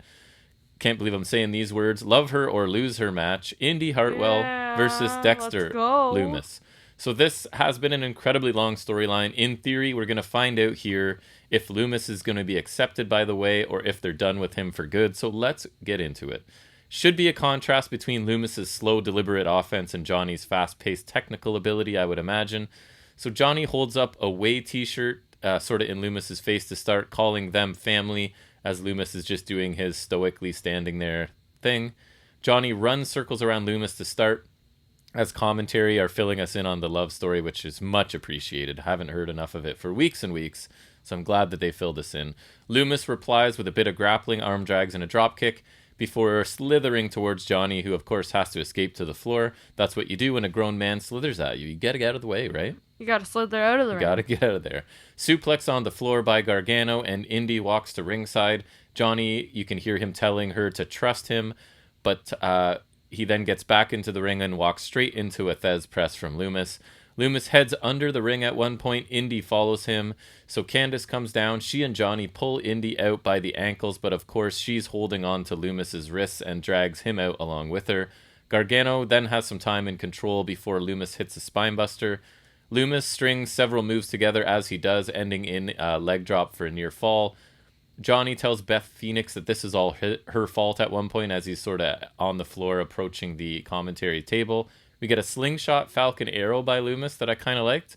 A long strike exchange followed by trading of super kicks as Lumis is sort of locks eyes with Indy Hartwell at this point. Lumis misses an elbow drop. Gargano escape is applied right in front of Indy Hartwell. Lumis eventually gets close enough to the ropes, but instead of grabbing the ropes, he strokes Indy's face and then goes for the rope break. Yeah. So we get a roll up for a near fall, and a kick out sends Lumis into Indy Hartwell. Lumis goes to check on her. Johnny hits him with the DDT on the floor, then back in the ring right away. It's a one final beat. Johnny pins Lumis clean as Indy Hartwell does her best to look heartbroken. Way head up the ramp, but Indy runs back, tackles Lumis, and they make out on the mat to end the show as Beth is overjoyed with the development. What did you think? You know, it's a great show ending when Beth Phoenix is overjoyed. She is. Yeah. I thought this was an okay match, better than most Lumis matches, but after all, he was facing Johnny Gargano. Indy running the Lumis anyways is cliche and lame. I still don't care. Also, I looked it up. Indy is 24 and Lumis is 37, so that's not weird at all. You don't like that 13-year difference? That's 13-year difference. Like, love is love, I guess, buddy. That's I don't like know. Me with a well, obviously, if you do that, 27-year-old. That's even more bizarre, right. Obviously. This was fine. Not what I want from a main event, though, and I didn't really care about the story either, so I guess that doesn't really help. Right. I thought the match was good. But a lot of it was involved in the storyline that doesn't really interest me. A couple of Yeah. comedy spots were fine.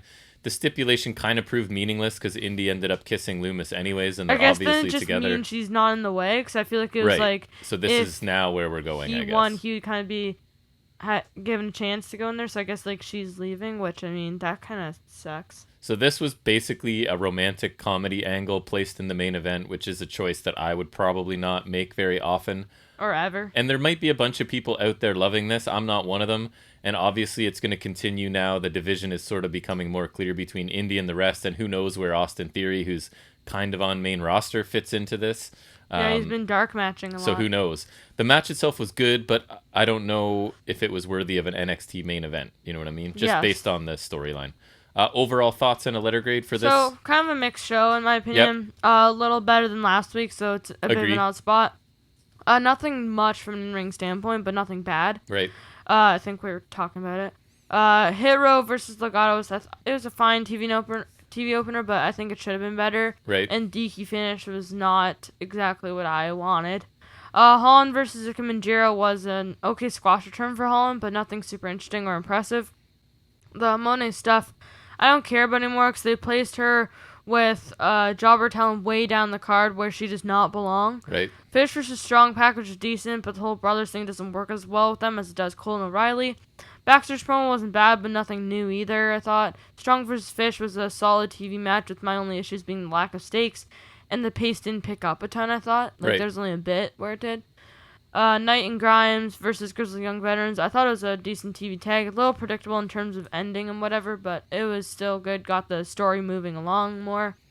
Look back on Joe's career was cool for people who don't remember or weren't there, and it was just cool to see. And Dakota Kai's promo package is awesome and definitely my favorite thing on the show. Mm-hmm. It was just great all around. The delivery and explanation was awesome and will bolster the eventual match, I think, which I think would even be good from an in-ring standpoint. Joe Gacy's promo was okay, but again, just another I want to win promo. Yes. Gacy vs. Baxter was a decent and short TV match. Might be the best of this lackluster tournament so far. The Stark EO segment wasn't great. It felt kind of offensive and just unoriginal. It's just following a quite lame, in my opinion, TV trope. And I could rant a bunch on that. The Prime Target was great and outlined the feud perfectly between Walter and Dragunov. Again, one of the highlights of the show. I thought the main event was okay from an in-ring standpoint, and I did not care about the storyline. I think a better show than last week, which I feel like I was kind of grading too high. Yeah. But, like, because, I don't know, because I kind of like the I think I gave it a golfing C last segments week. more. Yeah. And I think you're on C+. Yeah. But, yeah, and so I'm going to give this a B. It's just kind of, like, in the middle there. Yep. I thought this was a pretty good episode. I'm probably going to come in close to you. In-ring, Hit Row Legato was a solid opener. Holland match was a squash. I liked Strong and Fish. Grizzled Young Veterans and Grimes Knight was solid and at least furthers the storyline and gives the veterans a Right, win. it's something, right? Baxter Gacy I thought was a good tournament match, and the main event was good but not great and kind of just heavy on a story that doesn't connect with me. Segment-wise, it was kind of all over the place. We had more basic breakout promos, a pretty basic Pete Dunne promo. Love Dakota Kai's explanation, and I love the prime target for Walter and Dragunov. But the EO and Zoe Stark segment was pretty much awful from where I sit. The Cross-Joe interaction was good. Frankie Monet segment was nothing special, but at least it clarified some things for me. And another thing just to notice, or that I've noticed, is that the crowd for NXT, it like pales in comparison to AEW right now. Like the Dynamite crowd is really adding something to the shows for me. Right, And the they're at NXT, like full capacity, right? Like Right. and this is all in the US, so there's really no excuse that they can't. but even do the it. tiny crowd at Impact Homecoming put more into the show than Even these like guys the old do for Full me. Sail crowd, Yes, like for sure. like in normal NXT. So they need to get out of this facility. I mean, Florida's not good right now, so if it's safe to do so, I'll say they should try and get into something bigger with more people, because I am not... This crowd is adding nothing to the shows, and then I'll go and watch Dynamite, and they are adding a lot. These crowds are incredible. So a better show than last week. I didn't really like last week much, but it's still not up to the standard of some excellent episodes from NXT's like recent past. You don't have to go too far back to where I was thinking they were better than Dynamite for a few weeks in a row, at least, I think. That being said, there was some really strong stuff on this show, mostly outside of the ring in the Kai and the promo in the Prime Target. But I'm going to give this show a solid B this week. All right, so let's transition into a continuation of last week's trivia in Off the Top of His Head.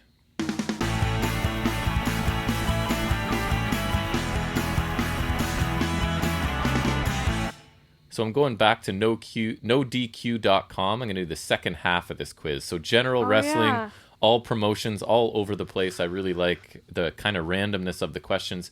You did pretty well last. The only thing I don't like about using someone else's quiz is I can't guarantee you don't know the last question, and that's become the gimmick, right? Is to end on one you don't know. You can't do that. So I've just got to hope that it happens organically here because I didn't make this one. I can guarantee you know nothing on the quiz. Good luck knowing this one. Remember, there are options for them. Right. Okay, so who was Bobby Lashley's opponent at the 2016 Impact Wrestling Slammiversary pay-per-view? Drew Galloway? Well, that is one of the options. Shall I select it? It is correct. Very good. Who did Lex Luger wrestle in his first match back after returning to WCW in 1995?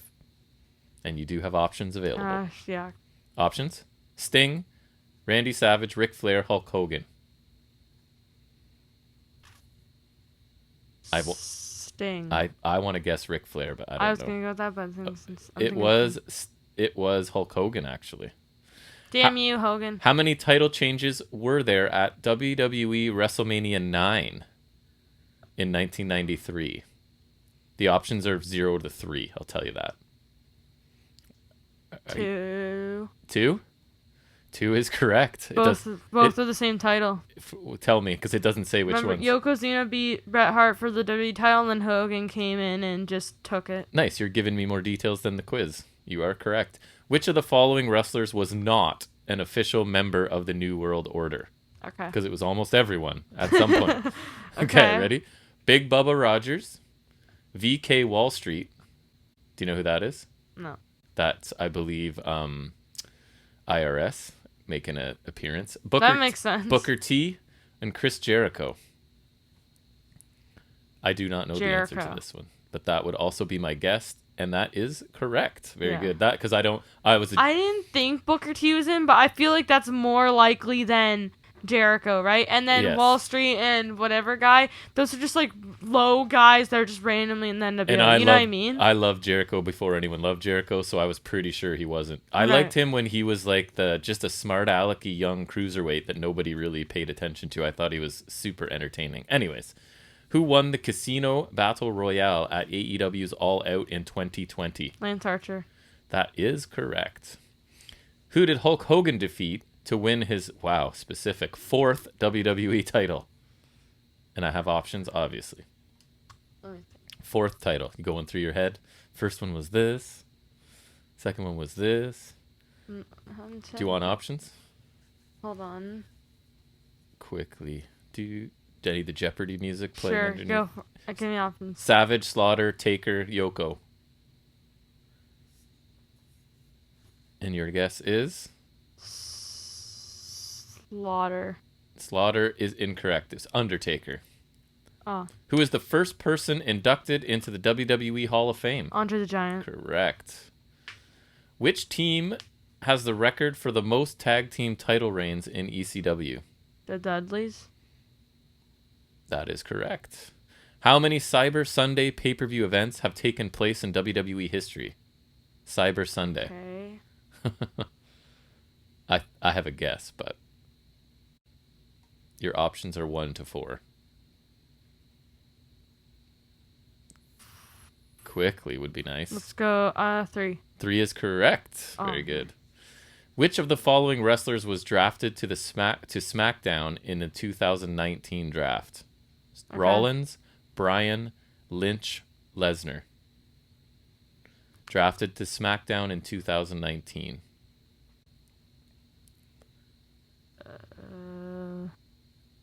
Quickly. What are the options again? Rollins, Bryan, Lynch, Lesnar. Lynch? That is not correct. Brock Lesnar is the answer. Who did Edge spear? He got drafted. I don't remember that. Who did Edge spear during the 2019 SummerSlam kickoff show? Elias. That is correct. That one's too recent for you to not know. Going back to 2006, who did Booker T defeat to win King of the Ring? Bobby Lashley. Correct. Judgment Day. Confident in these ones.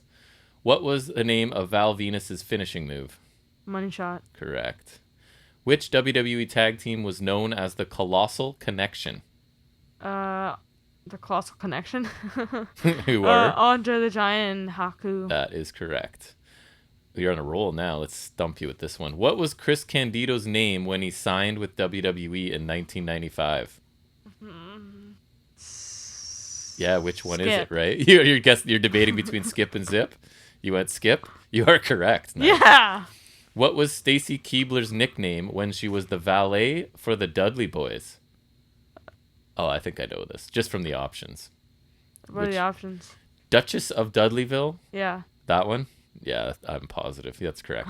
That's just too Dudley. Too WWE. It's got to be right on the nose, and right. It's got alliteration, right? Right, it's alliteration. It's just guaranteed. You're right. It's just straight to the point. It's alliteration. Right? Who did Goldberg defeat to become 75-0 in WCW? Options. Hugh Morris, Hollywood Hogan, Conan, Raven. Conan. My guess was Raven, and it's correct. I was right. Who did the Honky Tonk Man defeat to win the Intercontinental title in 1987? Options if you want them. Ricky Steamboat. Is correct. Nice. Wow. Deep pull there. At which pay-per-view event did the 3 Shield members have a triple threat match against each other? You definitely know Battleground that. 2016. Correct. I love that. Yeah, I knew you'd know that one. Well, and we reviewed it a little while ago. At which WrestleMania was Donald Trump interviewed by Jesse Ventura? Oh, Jesse Ventura. So that's old. Okay. It is. What are my options? 4, 5, 20, 23.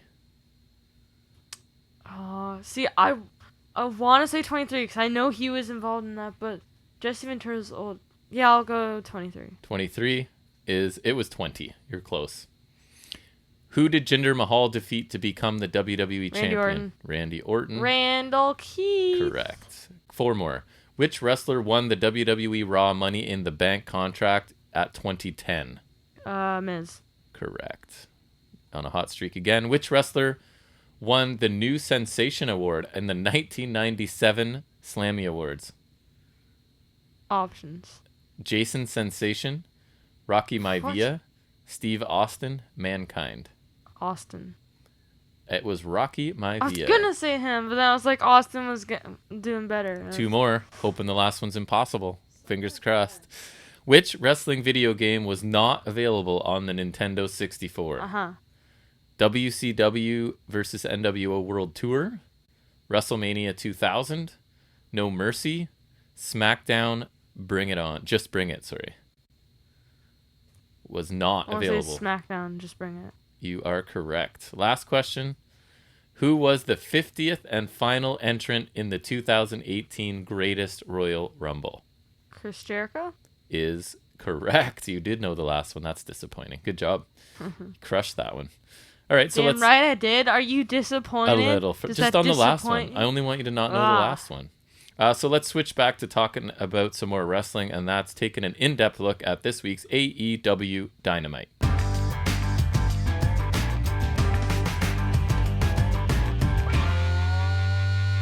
Yes, and this is their homecoming special episode. They're back in Daly's place in Jacksonville. And that's why, even though I love that video, the big video they had about leaving funny. Daly's place, and we're gone. It was so great. Back! And we're back like a month later. But it's kind of funny. It's funny because they turned it into made 2 things bigger. The last show seemed bigger, and the homecoming, right?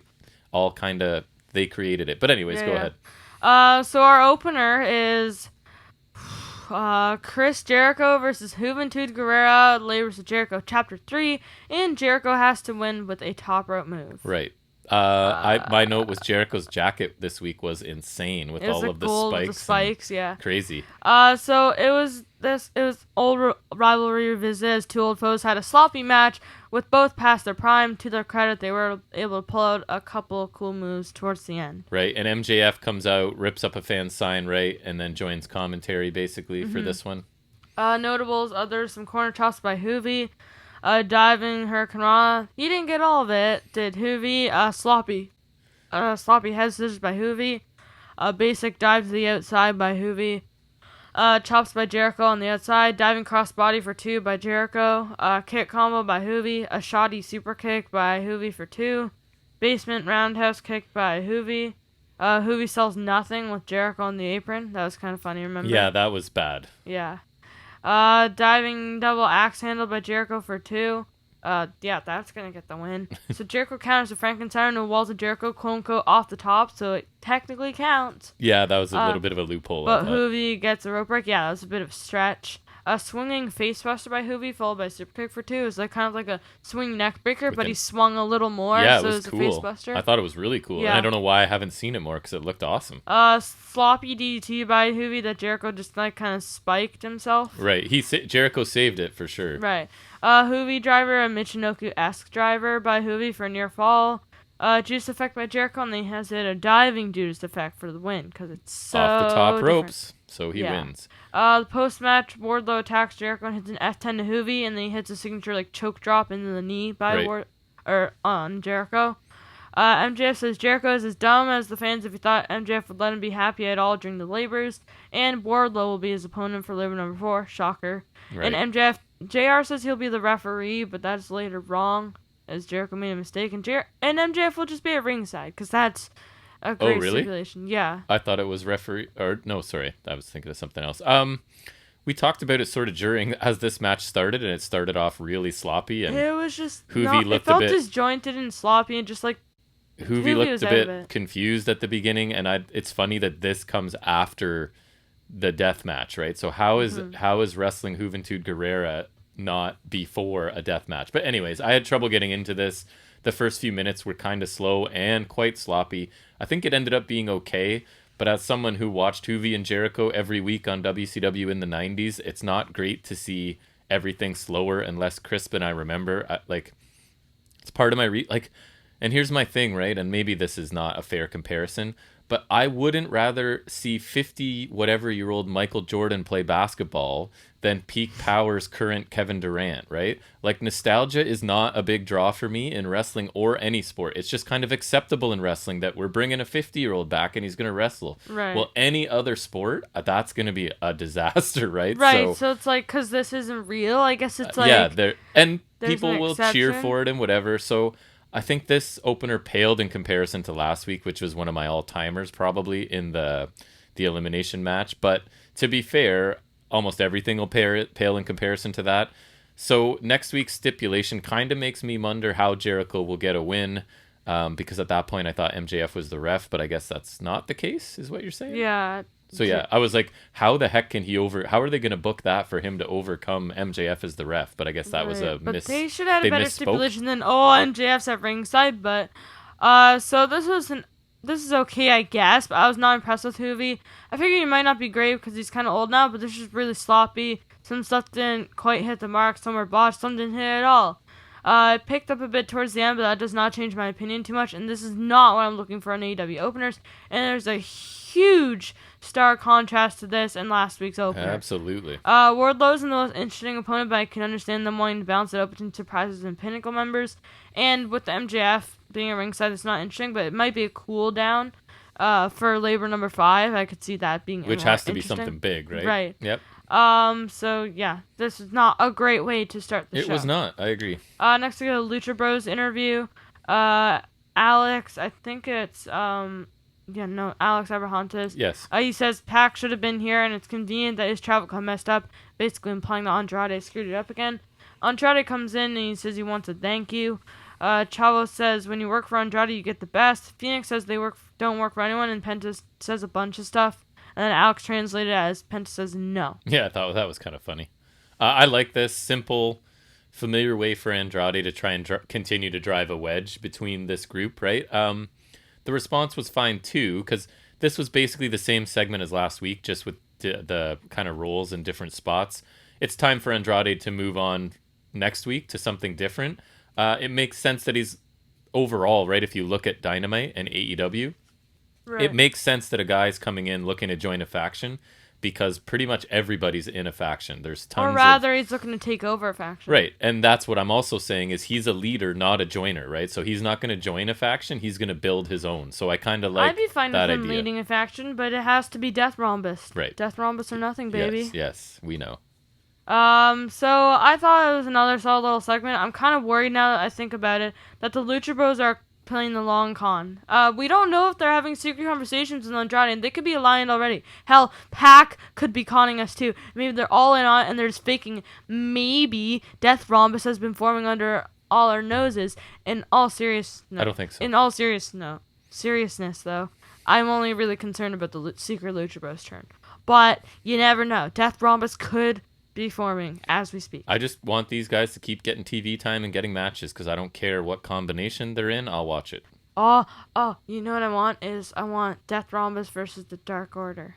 Or Sure. Death Rhombus versus the Elite, where you would since Death Rhombus is 4 people, you would get to exclude Gallows. That would be ideal for sure. Next we get Tony Schiavone, speaking of, interview with the Dark Order. Dark Order were trying to get to Page without result. Hangman says he comes in to like grab a drink or whatever. He says he cost them their shot and the Elite problems were his fault and he has to do it alone. Paige says that they should part ways for a bit, like, and they're like trying to like reason with him or whatever. And I kind of like this.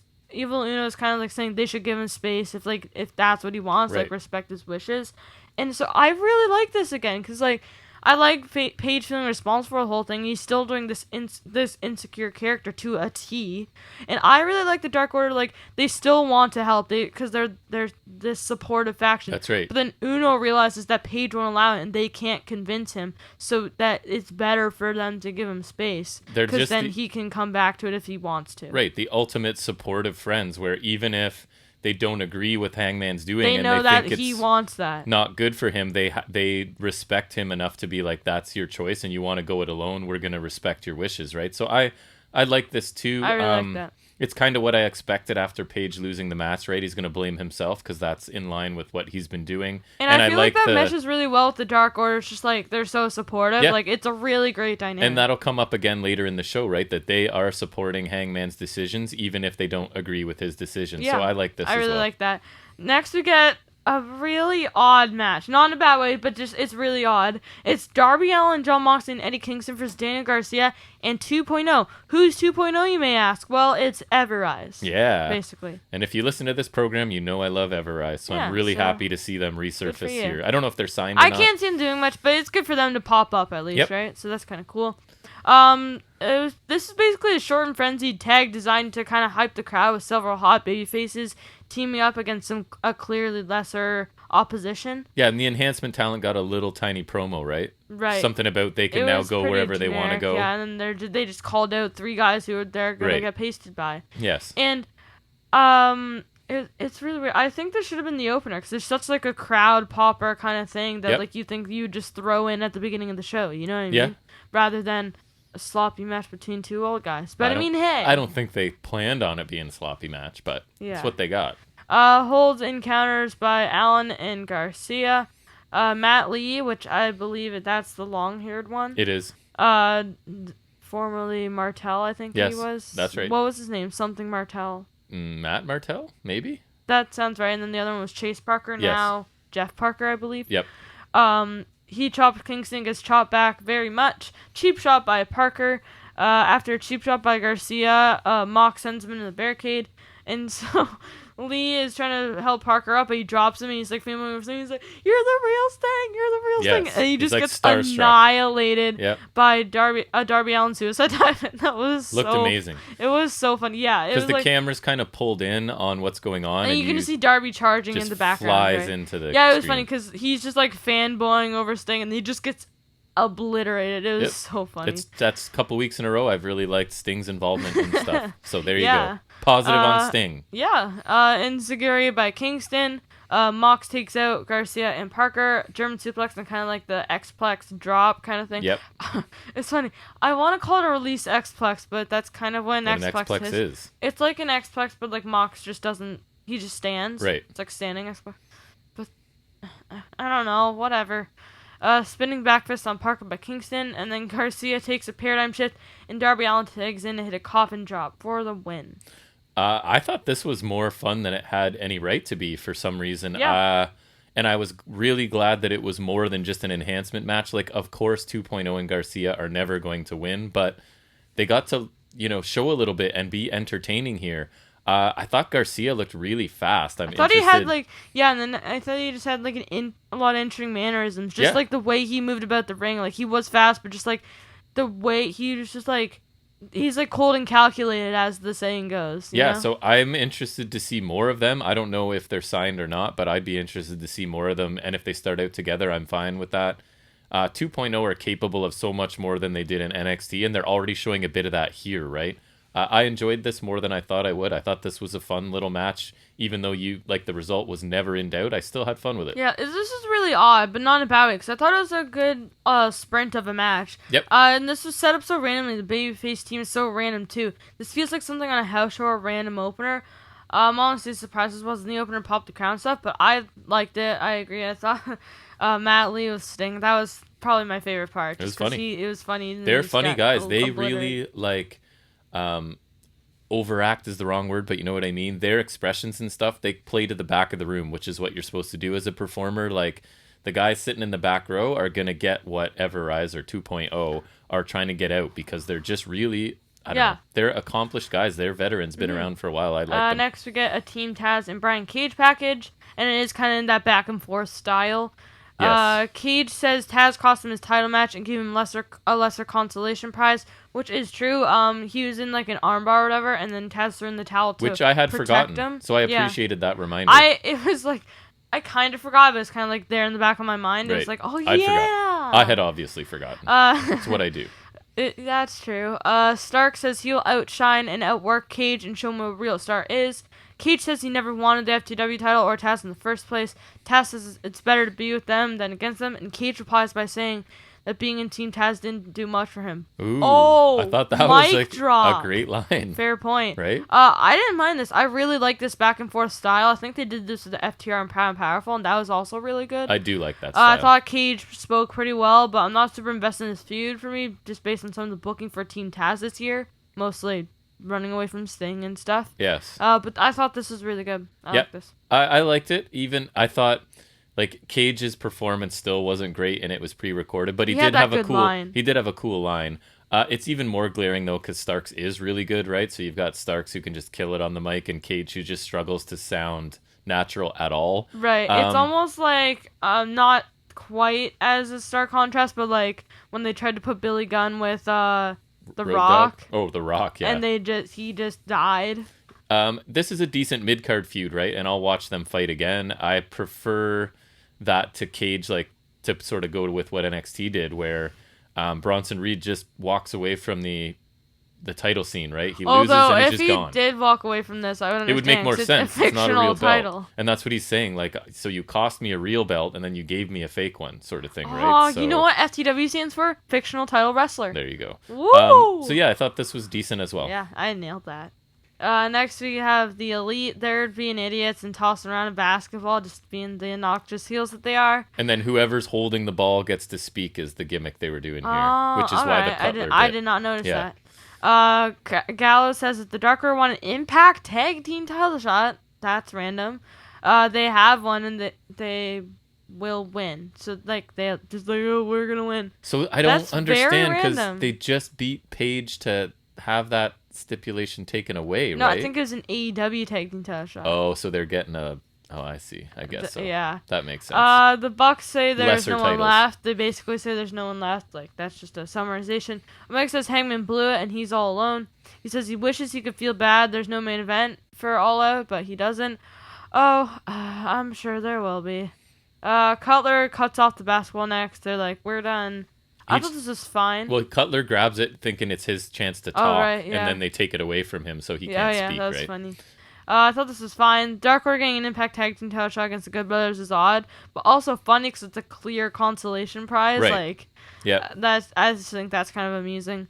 Omega and the Bucks were good too. I was expecting someone to show up to challenge like either the Bucks or Omega, but I guess not. This wasn't my favorite segment from these guys. I kind of found it all over the place. It felt like they just kind of did it on the fly. Like, they're just like, all right, let's just do it. It's what it felt like to me. I don't think it was awful, but I'm used to better stuff than this. I felt like it was just kind of a bit of filler, maybe, and then, hey, give them a random title shot for some reason. But anyways, it was okay. Next we get, I was looking forward to this. Goodness Christian gracious. Cage versus The Blade with the bunny. Does commentary ever talk about a guy being so good who never wins as Blade? Like, my goodness. Yeah. They just like, oh, he's so talented and technical, just never wins ever, Yeah. but he's I awesome. made a note because I legit took a pee when during Cage's entrance. Like I saw Cage's entrance, I was like, oh, good time for a pee break. You Like, did. That's a pretty good summarization And of how I feel about Christian. You laughed at me, so I made a note of it. I had forgotten who Cage was wrestling, right?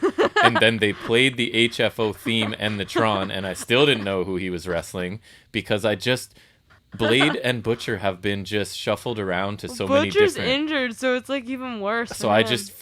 Blade's somehow with HFO now, and it's Blade, so I was not... Right. I was not into this thought that right was away. Funny. Here's my description. Short TV match with a predictable outcome. Rep, for sure. Notables. Cage attacks Blade on the ramp pre-match. Cage chases Blade around the ring and is stopped by Bunny. Blade tries to attack from behind and gets hit with an uppercut from Cage. An apron shoulder block by Cage. Bunny tries to stop Cage from diving, but Layla Hirsch comes out to attack. Cage counts a draping DDT and an inverted DDT for a 2 count. Blade hangs Cage out to dry on the top rope with the suplex drop move. Dive from the ring post to the outside by Cage. Crowd count punches by Cage. Love that. It's so innovative and so 1987. effective. It's awesome. Uppercut by Cage. Sunset flip for 2 by Cage. Middle rope diving uppercut by Cage. Blade throws Cage off of a tornado DDT attempt. Power slam for 2 by Blade. Gorebuster drop and a kick to the gut by Blade. The finish comes when Blade grabs the brass knucks but gets speared by Cage when going for the hit, and Cage picks up the win. Right. I guess this was okay. It didn't do anything for me. The finish I thought was kind of lame. You had, what was it, Blade tries to rip the turnbuckle off. No, I think the he ref had a goes bag of like the brass knuckle, and he had the brass Yeah, knuckles but first again. he tries to rip the turnbuckle off. The distraction. Ref goes over to fix it. Then he grabs the knucks and gets speared coming out of the corner. Blade was never going to win this match, obviously, and I don't have much interest in the story leading up to it. The crowd definitely... much interest in Christian, period. The crowd definitely enjoys Christian more than I do. And this kind of felt like every other Christian match, basically. And if you like that, then you like this one. But I thought it was just kind of there. This was fun, I guess. I didn't really care for it. I didn't really like it. I knew who was winning, but it wasn't technically bad, I guess. I guess it was inoffensive enough. I guess, like you said, like Cage's other matches. But again, I'm not really a fan of him. Nope. I just hope I don't have to watch any more Christian Cage versus HFO stuff. But, with this being another one for Cage, I'm getting more and more worried. He's Omega's All Out challenger, and they did kind of mention like now Page is out of the rankings, and Cage is in the top 3 for some reason, even though he's an old man person. Hey! Like, I represent the old man people. All right. I'm sorry. Are you a wrestler who should have stayed retired and is in a good wrestling company? Yep. Like, smelly Christian. Next we get a Proud and Powerful package. Santana says when you go to war, you have to be okay with shedding blood and possibly not making it. Dax says this isn't worth it, but it is for him because they cause Cash to suffer, so he's going to make them suffer. So he's like, it's not worth it, but it is worth it. Yep. I guess. Like, Ortiz says this is far from over. It was a good package, but some of the Cash stuff was gross. The images they showed of that imagery, the injury, sorry, you were typing and you didn't want to go back to it, where they literally showed the skin being like hooked and pulled by whatever he got caught on. It was pretty nasty. I actually really liked this. I liked how they're using that unfortunate injury that cut that match short to add to this story, right? So making the best of the situation. Both sides worked it into their promos pretty well, I thought. I thought this was cool. The injury might end up benefiting them in the long run. Using it to make it more personal, and then Santana saying, like, this is a war. This is, like, and that's then going, a casualty what did you of expect? war. This is what's going to happen. Yeah. Right? So I thought they both incorporated it well, and it kind of adds something. For sure. Next, we get Tony Schiavone in ring with Britt Baker. Baker says it was Jacksonville at Double or Nothing where she won the title, and Red Velvet comes out. So I wrote Baker heel ? Yeah, I think so. Yeah. I don't know. She says red is not Baker's color. Ha get it? Because that's her name. It's true. She says she's here because she wants a piece of Baker. Baker says she also beat Velvet in 3 minutes in Jacksonville. Velvet says things have changed and she's not an enhancement talent anymore. Whoa. Keep the curtain. Exposing the business. Yeah, that's not good. Mm-hmm. Baker says she has changed too and she's the champ and she accepts the challenge. Baker says they'll have a match at the Rampage debut. Why? Because that's Baker's hometown. So is she heel? Well, I don't think she's going to be treated like one, but I don't think they're giving in and making her a face, Reba which I tries appreciate. to attack, and Baker gets a cheap shot on Velvet. Yeah, I do appreciate that as well. So this is fine. Velvet's clearly a step down in terms of competition for Baker, but it'll just be to get her a win on the Rampage debut, so it's all good. And Velvet's decent in the ring. This definitely seemed to be reasserting Baker as a heel, at least for the time being, but most importantly, Red Velvet most definitely deserves a title shot, because I checked their website, and she is ranked number 5, so And she kind of had to get this title shot. The running gimmick on this show is that if you're ranked 5th, you have a very, very good chance of getting a title shot. Yeah, it's happened it's many actually times. insane. And that's actually good, because you know who's ranked 5th in the tag teams? Proud and Powerful, so. They're due. Huh? I thought this was a solid confrontation. I know it's kind of out of nowhere, and they are just creating a match But to like sort of Velvet's not tide that us bad. over. It's just her name is There's, awful. There's something I really like about Red Velvet, despite her name. I think she has really good charisma, a cool look. She's improved a lot in the ring as well. But again, like I say, like they harp on people's records so much, but then the number 5th ranked person can just walk up and request a title match and get one. Or get a title match. Like, remember the Acclaimed? I think that's the first one I remember. Either your rankings really matter or they don't. And it's kind of like they decide, they just adjust depending on the situation, Moving right? the goalpost, so to speak. So it's happened a bunch of times where the 5th person gets a title shot. But again, how important are your rankings when you can just walk up and go, I want a match, and they go, okay, right? So, or like when you have a number 1 contenders match, but like it's one of the teams is like the number 1. Remember, like it was like SU, Jurassic Express, right, and the Acclaimed and whatever, and then it was like I think SU were ranked number 1 or whatever, but then they won the match. Yeah, it's kind of, it matters when they want it to matter, and then they just kind of ignore it when it's not convenient, which it's their prerogative. It's wrestling, but I don't know. Yeah. Next we get an Andrade El Idolo interview. Chavo says he found someone who will work for Andrade since the Lucha Bros won't, and it's Fuego del Sol. And for those who don't know, he's a dark jobber who, like, I remember celebrated like a week or 2 ago. He got his first win. Didn't he get his face kicked off by Malachi Black? He also got his face kicked off by Malachi Black. Yeah. Chavo tells Fuego to shine Andrade's shoes, and then as he's about to, Andrade attacks him and sends him in like one of those garage doors a bunch of times.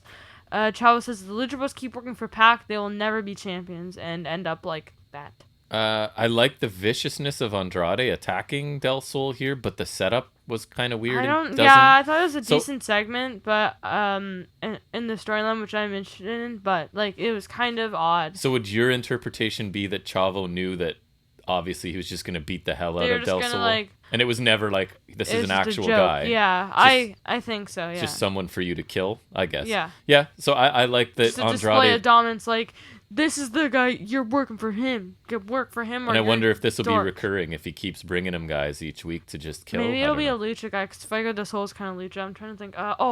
Serpentico, maybe. He'd be the next one. So, I don't know, I guess this was okay. We'll see where it goes. Yeah. Next we get Tony Schiavone entering with Hangman Page. Hell yeah, second Hangman segment. Right? He is immediately cut off by the Elite, though no chance to speak. Page says he's glad they're here because he's been meaning to say something to them for a while. Which we never get back to at all. Right. Well, he's kind of never really gets the chance. Right. Omega says he knows what it is, and he's saying Hangman can't rejoin the Elite. Page says that is the last thing he's here to do. Omega says with his recent failures, Page is like the fans. Omega says they have been considering forgiving Page, but when he thinks about the Elite now versus then, Hangman doesn't fit the bill. Omega says the Elite doesn't have losers in their group. Hangman slaps Omega and gets attacked by the Elite. He takes a magic killer. The Dark Order want to make the save, but Uno and Grayson are once again trying to respect Page's wishes, which I kind of... Like, again, that's kind of cool. So they're sort of holding off the rest of the Dark Order, right? Multiple BT triggers to Hangman by the Bucks. Like, Omega, you can hear him saying, he's just like, keep going, keep going. And as the Order have to stand there and watch it, sort of thing. He keeps hitting, Hangman, they keep hitting Hangman with BT triggers. Kaz attacks, but is overwhelmed. Omega says he'll give Page one more good luck at the title, and then he hits him with the belt. Right. So one thing I thought was funny is your biggest heel and company champion was wearing a Cookie Monster t-shirt for this, which I thought was kind of funny. So I thought Omega was rambling a little bit at first, but then once he got focused on Page, I thought it was really good. It comes across like they know that Page is a threat physically to Omega, but his weakness, right, is his mentality, his So they're mental just gonna state. go after that. So they just keep attacking his self-esteem and stuff, which I think is pretty cool. I like the involvement of Dark Order, and I like it's that. Cool attacking someone's self-esteem. Wow, Well, Dad. I mean, in storyline. Wow. And I like that Uno and Grayson are the ones that are kind of like, no, we're gonna respect his wishes and holding the other guys off. It wasn't as good as some interactions between these guys, but it's still a hot feud that's eventually going to pay off in a big match. And I'm not convinced it's not going to happen at the next big pay-per-view. They could still find a way back to it. If not, then they will at some point. Yeah. So I like this. This was good. I was looking forward to Paige talking, but I also don't mind them kind of holding off his explanation. The attack on him could be seen as standard AEW, but I think this could be the first step in possibly building to All Out. Maybe Tony Khan sees Omega and the Bucks a beast of power and has to step in for once. They said they don't want to do like a GM kind of guy, but he's been referred to as the GM multiple times on commentary, so maybe they put it to use. And I wouldn't mind him as the kind of a GM that he's like, and I think it should be reserved for like special occasions like this, where like he has to step in. Yep. And otherwise you can kind of like work from the shadows. He has been sort of minimal, which I like. Right, they kind of like mentioned him like our GM Tony Khan, right? Yep. Overall, I like the segment though, and I'm hoping we get back to Paige versus Omega. I mean, you could have Paige somehow face Christian for that spot, and I don't know, it building Paige's self-esteem. Like he could be doubting he could even beat Christian. I don't know, because he's undefeated. He's like, there's a way. I don't know, man. He's a legend. He's undefeated. There's a way to get back there, or I think they'll come back to it Yeah. at some point. Next, we get a quick word from Dan Lambert of American Top Team. Grown. He says he cuts a good promo. I just don't. Anyways, go ahead. He says the truth hurts more than Lance Archer attack, and he'll finish that truth next week with backup. Perhaps this is a way to debut someone. I guess someone with MMA credibility. I don't want this. AEW. I don't really care. They have enough talent to find time for without bringing in an outside group that I personally don't think adds anything to the product. I could be wrong, but I don't see America's Top Team as any kind of draw, right? So I don't understand why they're doing this. I guess they're in Impact Wrestling. Yeah, and Lambert can cut a good promo. I'm just like, are you really hurting for talent? Do you really need more people coming in to take time away? And again, I don't know anyone Lambert's going to bring in that's going to get a lot of attention and get people excited. So I'm wondering where the payoff's going for this. Yeah, my only hope is that if he brings in someone, it's something interesting. Yeah, of course. That's always my hope. But I know America's Top Team, and I don't think anyone that he brought before is going to impress me, really. Right. But anyways. Next we got Lee Johnson versus Miro for the TNT Championship, and I really wonder who's going to win. Upset time? No. Yeah, for sure. Short enhancement style title match with the lesser talent getting a decent amount of offense before inevitably tasting defeat. Right. For the notables, we got Miro clobbers and Lee right away. Corner shoulder blocks by Miro. 2 damagiris by Lee. Miro goes for game over, but Lee is able to escape to the outside. A bear hug by Miro, but he releases it and tells Lee to hit him, and Lee's just kind of like weakly trying to hit him. DDT by Lee. Forearms and a dropkick by Lee. Lee sends Miro out of the ring with a dropkick. 2 suicide dives and a topic on Hila by Lee. Diving crossbody for 1 by Lee. Miro's only staggered by some strikes from Lee, and Lee flips out of a German suplex and hits him multiple super kicks and a frog splash for 2. And Miro connects with the Moshka kick and locks in game over for the submission victory. Yeah, I thought this was a fine match. Lee has settled into this role of he's the talented guy that we know nothing about, who always has a good showing, but who's loses. Not really high on the card right. yet. So another solid win for Miro doing his sort of heel open challenge run. The result was obviously never in doubt, and there's been zero effort put into building Lee Johnson so far, but I thought this was good enough, right? Yeah, I thought this was a decent little TV title match, another title retention for Miro. Thought Lee Johnson got a good amount of offense. I thought he got some good stuff in before inevitably being Which is defeated. his gimmick, right? Like, Yep. Wow, here's 2 really good flurries, and you lose. Right. Yeah. Which I think is a fine spot It's for him. fine. Somebody's got to do it. Yeah. Yep. So they announced the Rampage announce team, which is 4 commentators. Too many. 3 is too many for me most of the time. Right. We got Jericho, Excalibur, Mark Henry, and Taz. At least for the most part, this seems like a good lineup. Yeah, Like, I don't Jericho, know what... I think I like Jericho, Excalibur, and Taz. Me too. I don't know anything about Henry on commentary, but whatever. We'll give it a try. Right. 4 seems far too many. Next, we got a Christian Cage interview. Okay. Cage is the new #1 contender. Yay. And did you catch the theme song he was singing? Yeah. What was it? Cage says he asked Layla Hirsch if she wanted help in a match to repay the favor, and he recites the Golden Girls intro, and then just for a joke, like, why? He sings the Golden Girls theme. That's a timely show. You only know because you watch the Goldbergs. Yeah, that's real timely. Did an episode on Again, showing he is old and should not be #1 contender. He is old. He implies Layla is with best friends. He says he came back to win championships, which is funny because I remember seeing a thing when he came back that he didn't want the title. Right. He says he is elite. So kind of like Cody, when I watch a lot of Christian promos, I feel like I'm very aware that he's acting and that he feels insincere to me, and it might just be my own. No, that's fair. Like, contrast that to Moxley or Eddie Kingston or even Miro to me, who feel natural, right? I think he thinks he's funny, right? But I don't agree with him. I cringe. I was a little confused by this. The singing of the Golden Girls was weird. Again, I was like, Hirsch is part of the best friends. What? But he was just trying to let us know that they're going to accompany her, but I don't think he did a good job of making that clear.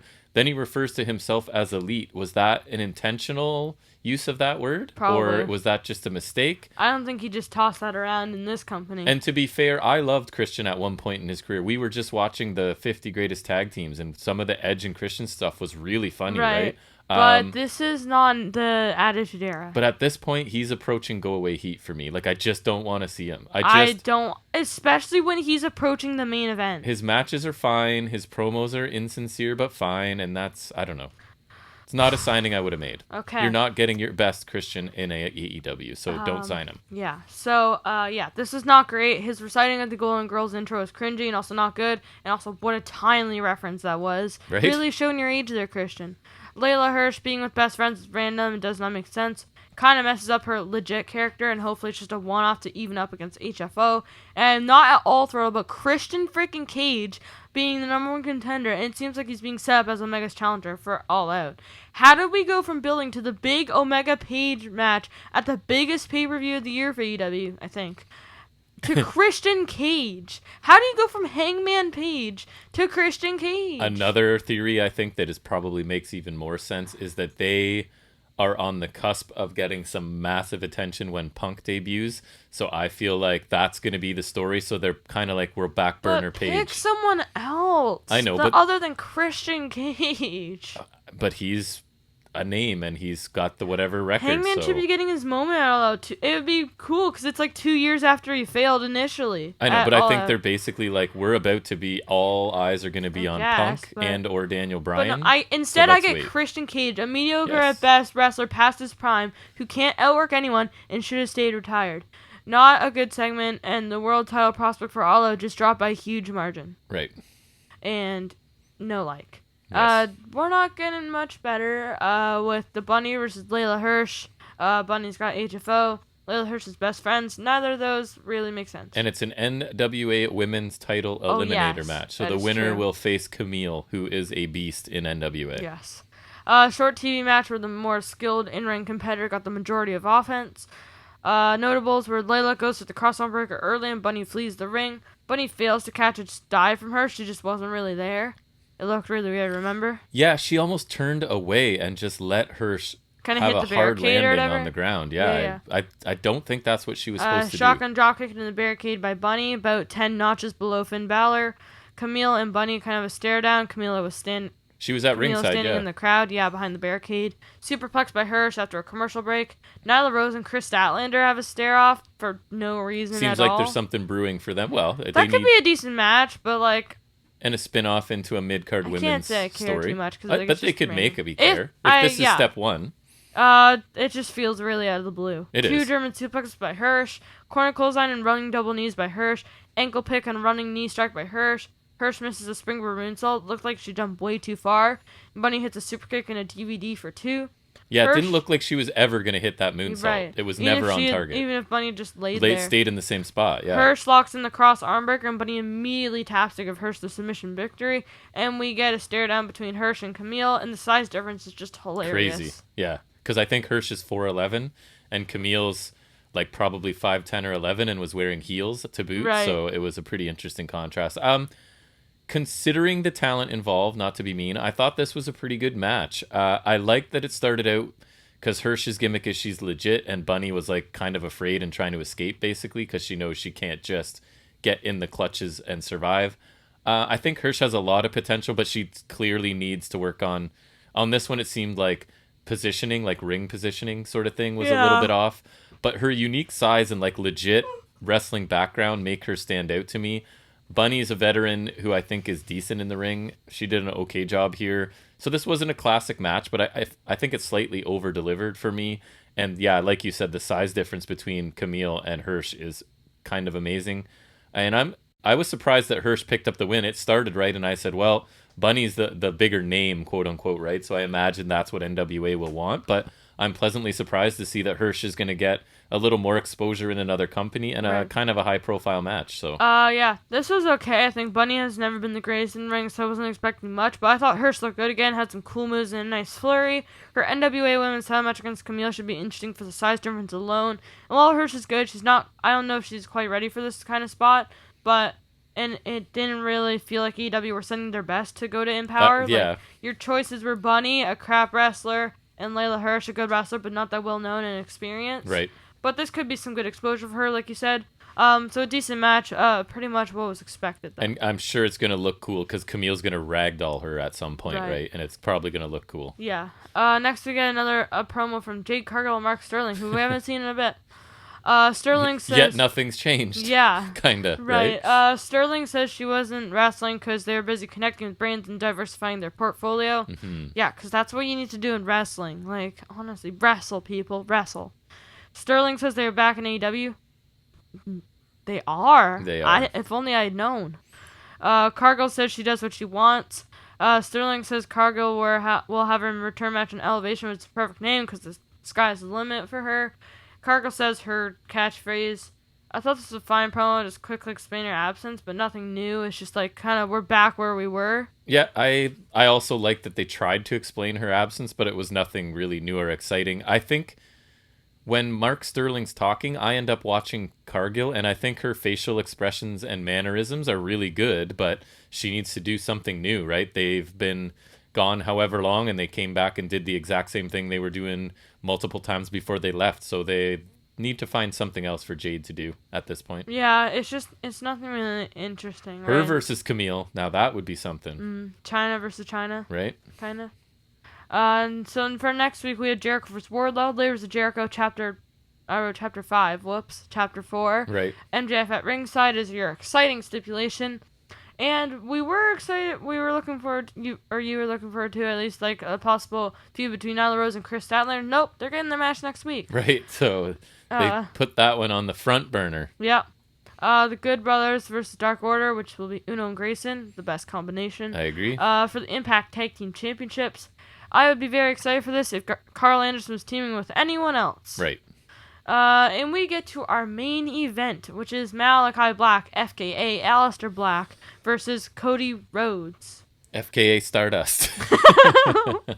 R.I.P. Stardust. Aleister Black's entrance. This is our first time seeing it. I thought it was pretty cool. He had a cool entrance mask. Yep. And his theme was kind of generic, but I liked it. It sounded good. Yeah, I liked it too. Dramatic entrance as always for Cody, but I do appreciate him wearing white and gold. That's a classy attire. I knew he was wearing white. It's been all black and white. The white and gold is like that was nice. I like it. It's a great attire. Like ask Seth Rollins. Right. Oh, I forgot a description. Well, here's the description. Cody got Brody lead again. Kind of. So knee bar by Black after an earlier leg kick. Eye gouge by Black to get out of the figure 4 leg lock attempt. Leg trip and Black locks in a half crab. Cody gets a rope break.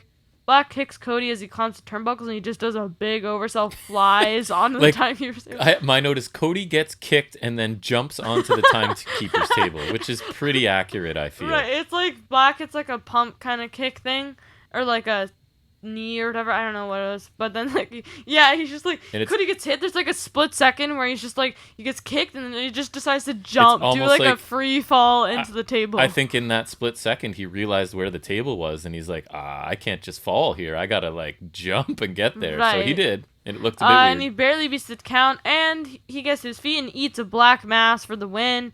And he pinned Cody with 1 foot. He pulled standing a great with a foot on his chest. Awesome. It was great. So he basically got Brody Lee again. And then Cody gets interviewed while still sitting on the mat, right? Like he can't even get up, which I liked. Tony Schiavone interviews him, asks Cody if he's okay. Here we go. Cody says legacy is a funny thing. He talks about how he wanted to win the title. His dad lost. He says goals change and times change, and he's had fun. He's really dragging this out by limping it and stuff. Talks about meeting the Elite and how people laughed at them when they said they would be a revolution. Cody says his face has been on everything and he's been lucky. Cody says he'll always love the Elite and Daly's place is the AEW amphitheater. He thanks the fans and unlaces his left boot. As he unlaces the other boot, Malachi Black hits him with the crutch, and Thank Black God. takes the boot. Apparently, he laced the other one after the match. Or after the show went off the air. So I went through like a gauntlet of emotions during this because I was super happy. Then I was super angry. You got Brody Lee again. And then by the end, they sort of saved it and I was okay again. So I thought really good for AEW and good for Cody for booking this match this way. Yeah. Apparently, I've been reading some stuff. It was Malachi Black's basic idea and plan that they agreed with. I thought some excellent intensity from both of them right off of the bat. A decisive win for Black.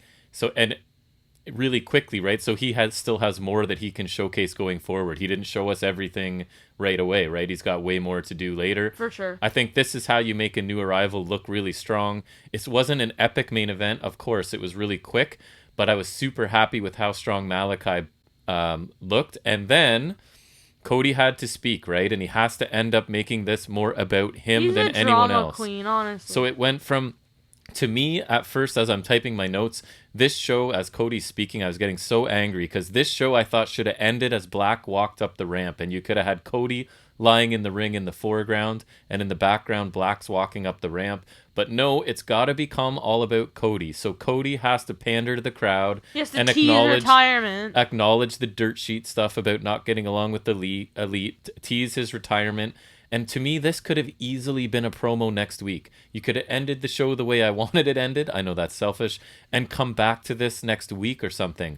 But, so that was kind of leaving a bad taste in my mouth. But at least Black came back for another attack so that he became the lasting image of this, right? Because I was really mad that they booked this way. But then the lasting image was going to be Cody threatening retirement. So I imagine he has a show or a movie or something to do. He's gone for a while and then he'll probably come back to take on Black again at some point. And then lose again. So I'm glad that the lasting image was Black. But again, I don't know why Cody needs to steal the thunder like this, but he did. Because it's Cody. But all in all, a pretty cool main event. Not a standard main event by any means for Dynamite, but I liked it. That they're willing to do stuff like this. Yeah. And still keep it in the main event, right? With 2 top stars. It's so, like, WWE never does this. Because I feel like a lot of times a wrestling company, this match will be in the middle of the show and we'll be like, why isn't this the main event? And then you're like, oh, it's because it was... But they put this in the main event, right? So I like that. This match was perfect. Exactly what I wanted.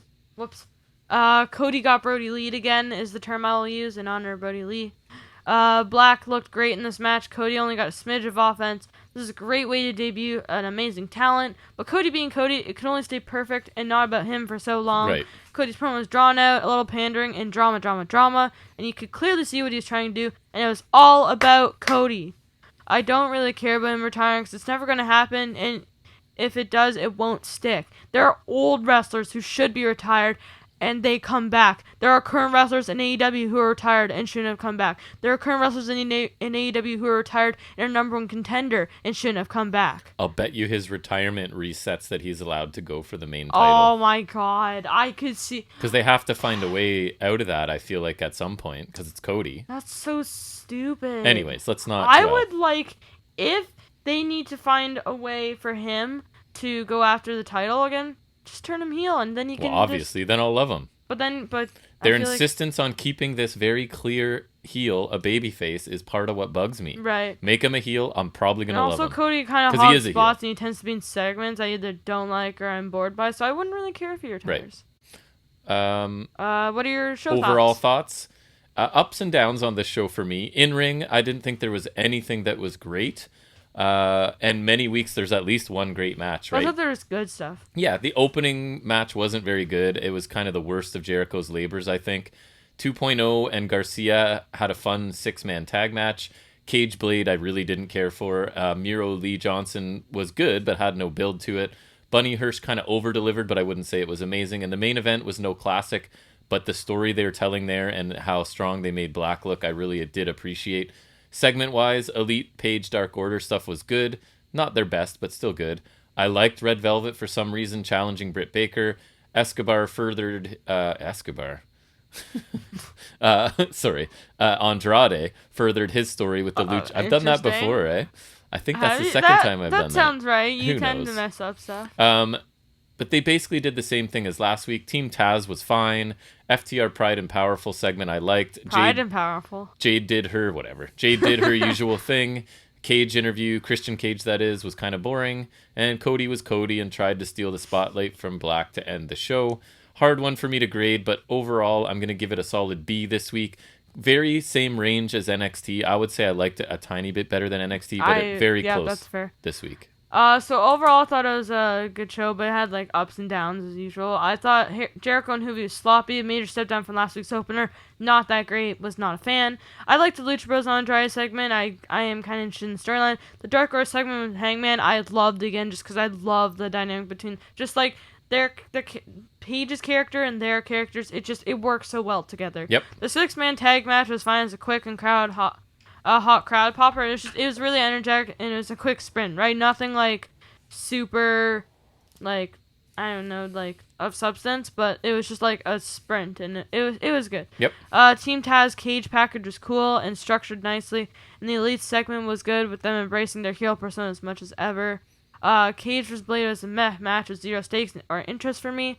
Britt Baker had another good promo and Velvet is clearly placeholder challenger, but she's not terrible, so it should be a decent match.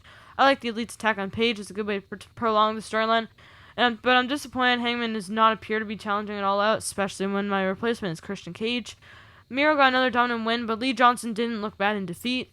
Christian's interview was lame, and I'm pissed that he's number one contender for the world title in AEW in 2021. It's just so stupid. Yes. The Bunny vs. Hirsch was fine, a little over delivering as you said. And I am happy with the result. I mean, I do want to watch it, but I'm not sure if I'll watch Empower. So I probably will. But this is a better match. Yep. Black vs. Cody was exactly what I wanted as a match, but Cody dragged out the drama way too long after the match. Solid show, but there were only a few things I liked, some that were just there and some that were bad, so I think this is a perfect B show for me. Yeah. I agree with your rating. Definitely, if I had to choose a better show for this week, definitely AEW. Yeah, both were good, neither were great, but AEW was a tiny bit better, I would say. All right, well, that's going to finish up Dynamite talk, and we'll move into our any other wrestling business.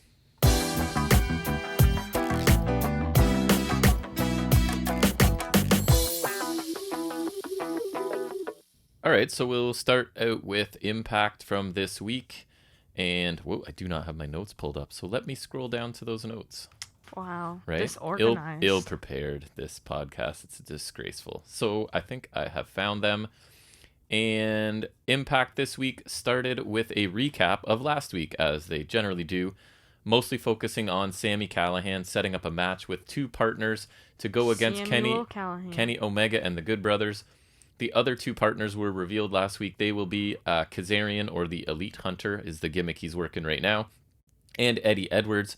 So obviously a bit of tension there, as Eddie Edwards and Sami Callihan have a lengthy, violent history of hating each other and trying to kill each other and whatnot.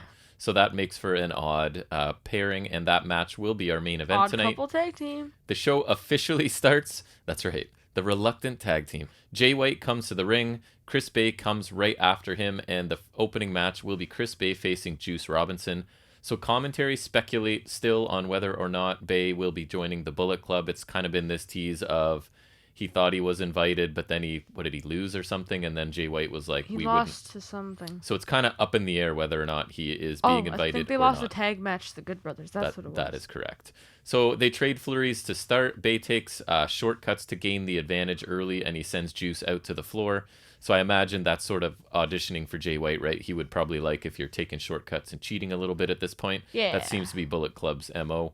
So White and Finley get on the apron on either side of the ring and sort of argue at one point in this match because they obviously have a lengthy feud that's sort of heading towards a match in Impact Wrestling, so they have their chance to sort of yell at each other. I think they have the match at the New Japan pay-per-view. Oh, that's what it is. Yeah, Sorry. and there's like, oh yeah, I remember I told you there's the Moose Tomohiro That's right. Ishii. Moose Ishii, man, that sounds really interesting to me. And Mox versus the Good Brothers with Right. mystery partner. That's cool. Minus Gallows. Anyway, we're hard on that poor guy. I try to not be rude about anyone because they're just kind of doing their job, but that man, But he's not doing his job, really. Kind of doesn't so most of the time. Maybe he can't. I don't know. But anyways, so back and forth, lots of cool kicks from Chris Bay, but finally there's knees up on a Bay moonsault and a big spine buster from Juice Robinson. Juice stays on offense there with a cannonball and punches as Finley and Jay White sort of start fighting on the outside. Brief distraction allows Bay to hit his art of finesse for the win, which is like a springboard cutter. Like the Oz cutter. So then Juice Robinson should be the Juice, not Hoovy. And then sort of on the ramp or the stage, White hands Bay a Bullet Club t-shirt. At the top of the ramp it was, and Stryker is then telling us that Bay is officially a part of the Bullet Club. So I actually thought this was a really good match. I didn't pull out too many highlights because you guys don't need, you mostly just want to hear if the match was good or not, I think, if you didn't see it. I thought this was a good match. To be honest, I thought it could have gone a few minutes longer.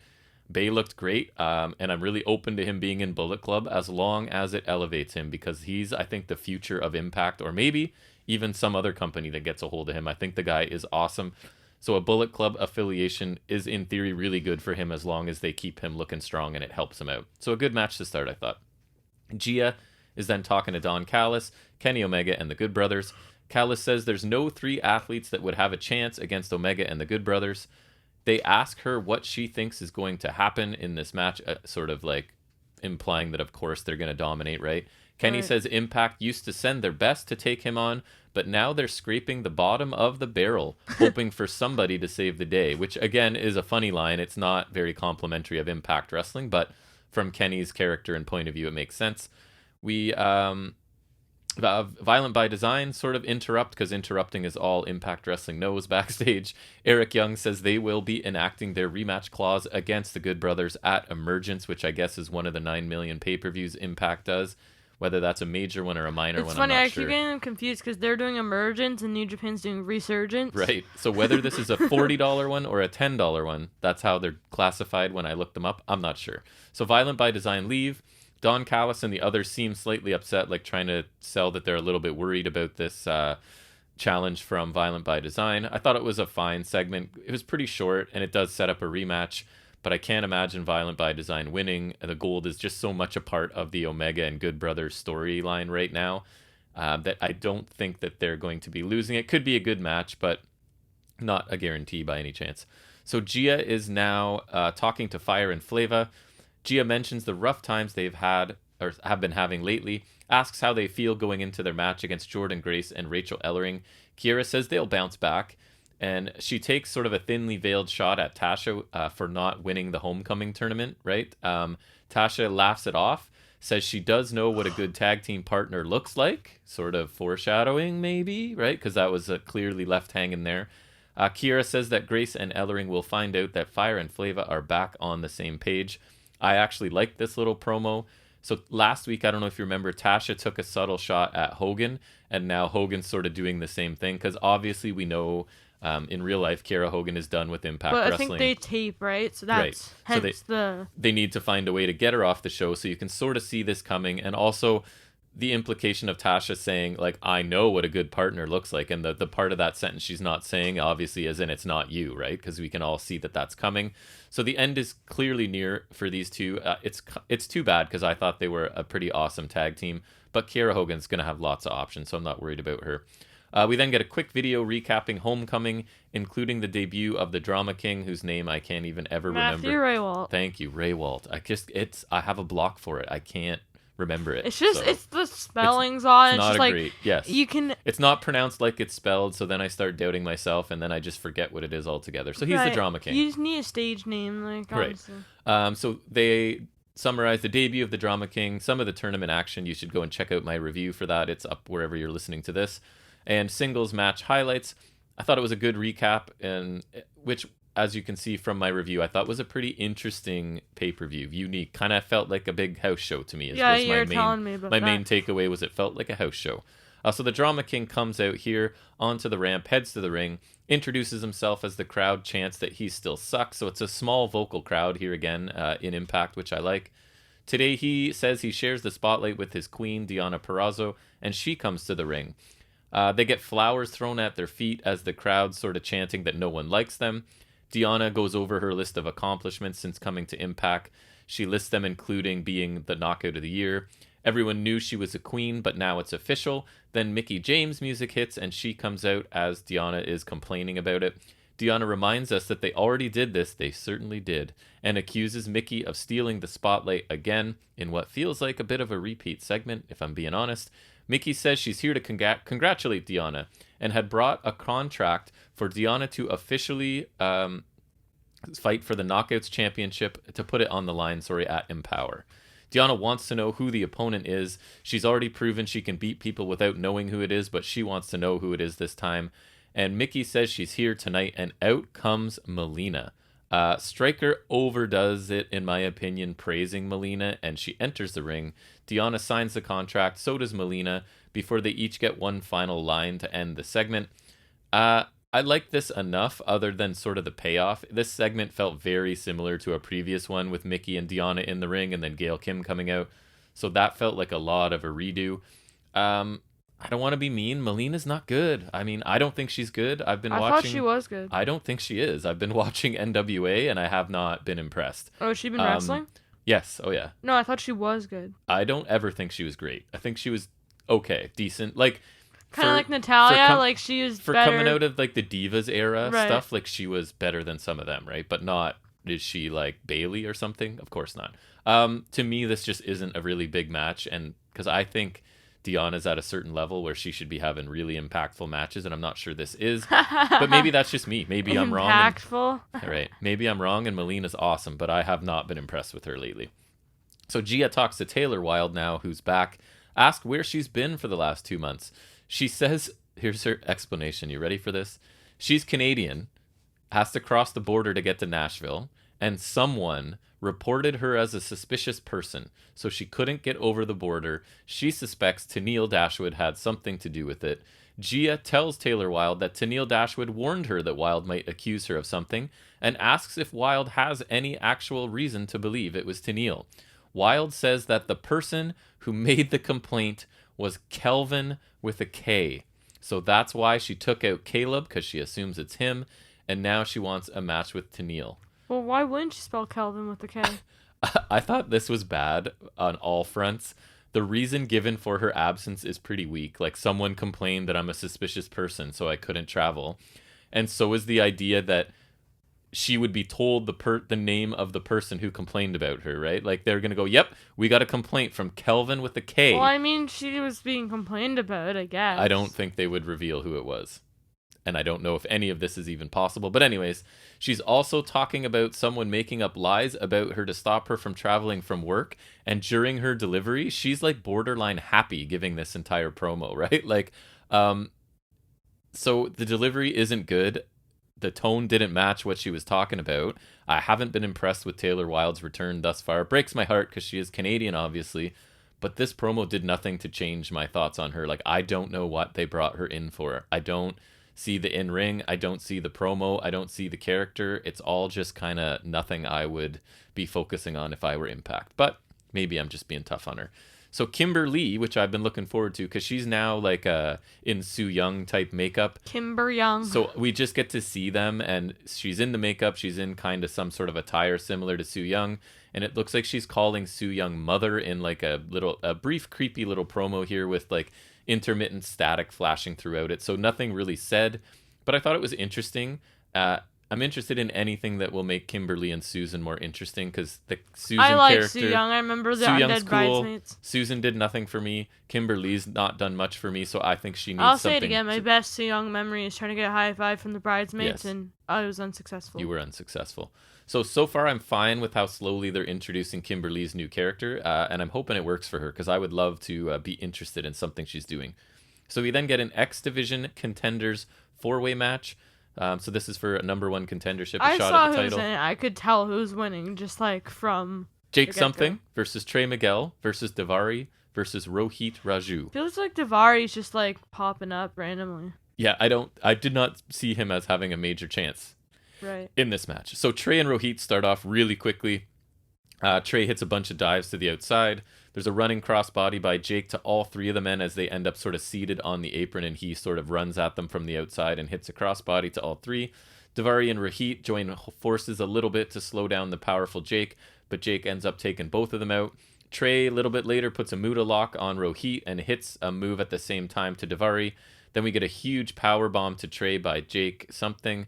The finish comes when Jake hits Davari with the black hole slam, earns the pinfall, and Jake Something is the number one contender for the X Division title. Yeah, I figured it was him just because, I don't know, I didn't The way think things have anyone been. else had. I mean, Trey, it's weird. They seem to be pushing Trey really, really hard for a bit, and now maybe it's slowed down. It for sure wasn't going to be Davari, and Rohit's had his turn recently, Yeah. right? Even though I love him.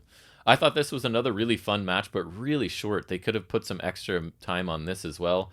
There was a fair amount of time, like guys waiting outside so two guys could fight, but it came across mostly as a strategy. Like they were visibly waiting for an opportunity, right? Instead of just letting the guys do their stuff. That's definitely better. It made it a little bit more palatable for me. I do like Jake being included in this X Division because their thing is it's about no limits, right? So sometimes it gets sort of focused on the small, fast, like flippy almost guys. like a cruiserweight division. Yeah, but it doesn't have to, right? Like, so I think they can do more with Jake, as I've always been saying that. So I like that he's included here. Yeah, they should do something with him. Davari was just included to take the pinfall, as I pretty much thought coming into this. But I really felt like this was just getting started, and then it was over. It could have been given a few more minutes, in my opinion. So Rohit, after losing this match, or not winning it, I guess he didn't technically lose it, he's mad backstage. In the locker room, he sort of throws a backpack. Matt Cardona comes over A backpack and yells Interesting. at Rohit because he almost hit Chelsea Green with the bag. And if you saw the way he tossed the bag, it would not have been a big deal. But anyways, things obviously escalate until Shera has to step in and says he doesn't want to hit a woman. Cardona yells some more and at Rohit as Rohit leaves. So I guess this is basically just a simple way of moving Rohit and Cardona into a new direction, facing each other, who knows for how long.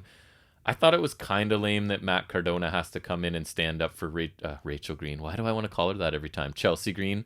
Because why can't she just stand up for herself? I would much prefer that. I love Rohit. Because then they get to have a match. I love Rohit, but I doubt he'll be going over in a match with Cardona, which is too bad. Although maybe he will, because Rohit is fantastic. If you don't know Rohit, go look him up. He's great. Then we get Josh Alexander talking to Gia about Jake becoming the new challenger for the X Division Championship. Alexander talks about taking on all challengers. As Davari walks up and demands a title shot, Alexander grants him the shot next week. So again, another fine segment. It sets up an easy win for the fighting champion Josh Alexander before he has to take on a more legitimate challenger in Jake Something, which I assume he'll retain there as well. But just setting up like an easy match for him and pushing this narrative that he's the babyface fighting champion and he'll take on anyone anytime. Fire and Flava then are facing Jordan Grace and Rachel Ellering. Grace and Ellering now have matching gear, which I actually appreciate most of the time with tag teams. And I think across Grace's chest it says Hoss Cute on it, which I thought was noticed funny. Haas. I didn't. But yeah, they're in notice full-on matching gear. Now, I thought they looked good. So all four start out. The faces gain the advantage with shoulder tackles. Big spine buster by Grace to Tasha for an early near fall. Series of double team moves by the baby faces as they stay in control of Tasha for quite a while. Steels eventually escapes a muscle buster, finally tags in Hogan. Hogan and Steels then isolate Grace in their corner for a while until Grace suplexes both of them at the same time and tags Ellering in. Vader bomb by Grace and a twisting leg drop by Ellering in succession for 2. Super kick by Hogan stops Jordan Grace as Fire and Flava set up for some sort of double team move, but Steels gets shoved off the top. Grace and Ellering hit an assisted Uranagi to Hogan for the win as commentary go overboard, talking about how they can just feel the miscommunication between Steels and Hogan. Like, just let us watch it. We have eyes. We're intelligent people, but they'd have to smash us over the head. Oh, you can just feel the tension. And not really. It looked like a normal miscommunication. But anyways, Stryker felt the need to really telegraph what was going to happen at the end here. So Tasha and Hogan are kind of staring at each other in the ring, And then Savannah Evans appears in the ring, takes I out. didn't recognize her either. I did. I did not. I'm sure I've seen her somewhere. It didn't ring a bell to me. So she takes out Kiera Hogan eventually with a Samoan drop. I actually thought the match was pretty good for a knockouts tag match. The result was highly predictable. Fire and Flava have to be over at this, like, finished, not over like popular with the fans, but finished. So we find out here who Hogan's replacement is. She's a big, powerful looking woman. I'm not familiar with her. I will miss Kiera Hogan, and I hope she's successful wherever she goes. And I hope that this Savannah Evans is good, because Tasha Steelz has improved a lot, right? So hopefully they're a useful tag team going forward, because that division absolutely needs some viable tag teams. Right. The Elite Hunter, sorry. I hope maybe he'll kill them. I don't know. I mean, I guess that's the implication when you're hunting. Stabs Omega. He's interviewed Frankie Kazarian, and he rhymes off the names from the past that helped him build Impact years ago when he was here. He said he trusts Dreamer and hopes that Eddie and Sammy can put their issues aside to rip the heart out of the Elite in the main event tonight. Thought this was a good promo from Frankie, and it's just nice to hear from someone different on Impact, because we get a lot of the same things. And maybe because he's not an Impact guy, he gets away, he doesn't get interrupted, which is almost impossible in an interview. That is almost You impossible. should get interrupted by at least 1 or 2 people. Maybe even 3 at least. I'm not sure. It's been weeks of that, eh? Everything is like, Yeah. and then so-and-so interrupts. So Violent by Design approached Scott D'Amore. Eric Young informs D'Amore of their plans of getting their rematch Who's gonna clause interrupt? at Emergence. Mac and Swan Mac interrupt. and Swan. And All they right, are asking, come on down. And they're asking for the same thing. They think they're in line for a title match now. So Scott D'Amore, guess what he does? What's the only decision you can make? You didn't watch it. Take a guess. Take a wild guess. Okay, it might be a bit of a stretch, but I'm gonna go triple threat tag match. That is correct. They're gonna do way. a triple threat tag team match for the championships at Emergence. No. So I mean, why would they book such a risky and innovative match? Right. I figure, why not? This division doesn't do much for me right now, so a 3-way, it's just a different thing to do. I've seen a lot of one-on-one kind of okay tag matches. Again, this division isn't super stacked, so I don't know, try something different. A lot of people don't like 3-way matches or whatever. I honestly don't mind them. If they're done well, they can be great. I like it when it's like one person from each team in, because that just it's easier to comprehend for me, and it's just, I like it better, because then it does make it feel more like a triple threat, because like there's 3 guys in the ring at a time, right? It's just like I like a triple threat, but then you can tag in your partner, so right? I don't know if that's the route they're going to go I on, hope but they I do. prefer that too. Yeah. We then get Macklin, who we thought was getting out of jobber matches, versus Ja C. So not a jobber. No, he's a jobber, sorry. For sure. What? So Macklin attacks That's a terrible immediately name. as Ja turns his back on him. It's JAH-C. Macklin dominates, hits his usual offense, Yeah, it's a jobber name. including the spear with his opponent hanging upside down in the Tree of Woe, which I actually think looks pretty cool. Picks his opponent up from a 3 count a couple times to inflict more damage, because he's a big-time heel. Yells at the referee, then hits his driver-type finisher that we don't quite know what to call it. And it's over. So Macklin continues the attack after the match, goes to get a chair from ringside, but Petey Williams runs down, hits a German, a knee, and he grabs the chair as the crowd chants for him, but Macklin escapes and slowly retreats. So I think this is our final Macklin squash match. He does have really good intensity, but he's had basically the exact same match, 4 or 5 times now. So it is time for him to step up and face tougher opponents. I think Petey's a really good choice, because he can make Macklin look good, and he's a smaller guy, so Macklin can still do all of his aggressive power stuff. He's not like new or anything. Like he's had his. A loss isn't going to hurt him. That was the other point. He's had his stuff in Impact. Yeah, the loss won't hurt him. Macklin needs a quality win. Petey does not. So I think we can see where this is going. But I think that's a logical step for Macklin. So I'm okay with it. He just needs to stop squashing people. I do like squash matches for new people. I think 2 or 3 of them is fine. But he now needs to move on, and it looks like he's going to. So we get All About Me with Tenille and Caleb. Caleb's in a neck brace this week after his match with Taylor Wilde. They introduced today's host, because remember, the gimmick is, even though it's Tenille's show, she's the guest, because everybody that comes on should interview her, because she's just that important. So today's host is Dr. Ross Foreman. He's, I guess, the Impact Wrestling doctor. And they basically demand that he ask Caleb about his injured neck. But guess what? Scott D'Amore interrupts. He tells the doctor that he can go because he has better things to do than be on this talk show. So Tenille assumes that D'Amore is here to announce the firing of Taylor Wilde for what she's been doing. D'Amore brings up Taylor Wilde's immigration case and implies that there is evidence that Tenille and Caleb were responsible. D'Amore says that rather than an investigation, because this is how the legal system works. What was it with remember there was an interesting legal thing when it was the Wrestle House and Larry D was he either had he like wrestled for his freedom, or right whatever? so this one she can avoid an official investigation into lying to like border officials or whatever, I guess, and facing a possible deportation because Tenille is not an American citizen either. Taylor Where's has she agreed from? to drop the charges for a match with Tenille Dashwood. So Tenille tries to sound happy as she does her sign-off, but she's clearly concerned about facing Taylor Wilde as this segment ends. So Where's Tenille from then? she is Oh, Australian, I right. believe. Is that right? I think so. Yeah. So she is. I've forgot. enjoyed the All About Me segments. This was my least favorite one. It was too much of Scott D'Amore, not enough Tenille sort of being her self-absorbed self. It did announce the inevitable match that doesn't really interest me, unfortunately, because Taylor Wilde's just cold for me. I've started to be interested in Tenille after a long time of her not really doing much for me either. But now she's stuck in this with Taylor Wilde, who just, I'm sorry, Taylor Wilde, she does nothing for me at all. We get a recap of Moose defeating Chris Sabin and Sabin's continued attack after the match last night. I think that was or last week. That was the main event last week. So Sabin lost, but he just kept attacking Moose after the match. Gia talks to Chris Sabin about Moose being in the number one contender battle royal. Sabin tells us he feels hate, but seems only mildly irritated. And this is one of my issues with Chris Sabin. He's like, I feel hate for one of the first times in my career, but he just only sounds like mildly irritated, you know? Sabin says he'll win the battle royal, become a 2-time champion. Nope. And make sure that Moose will never become Impact champion. I would suggest, I know Sabin said he's going to become a 2-time champion at the risk of being a smart aleck. These promos are the main reason I don't think he will ever become the champion again.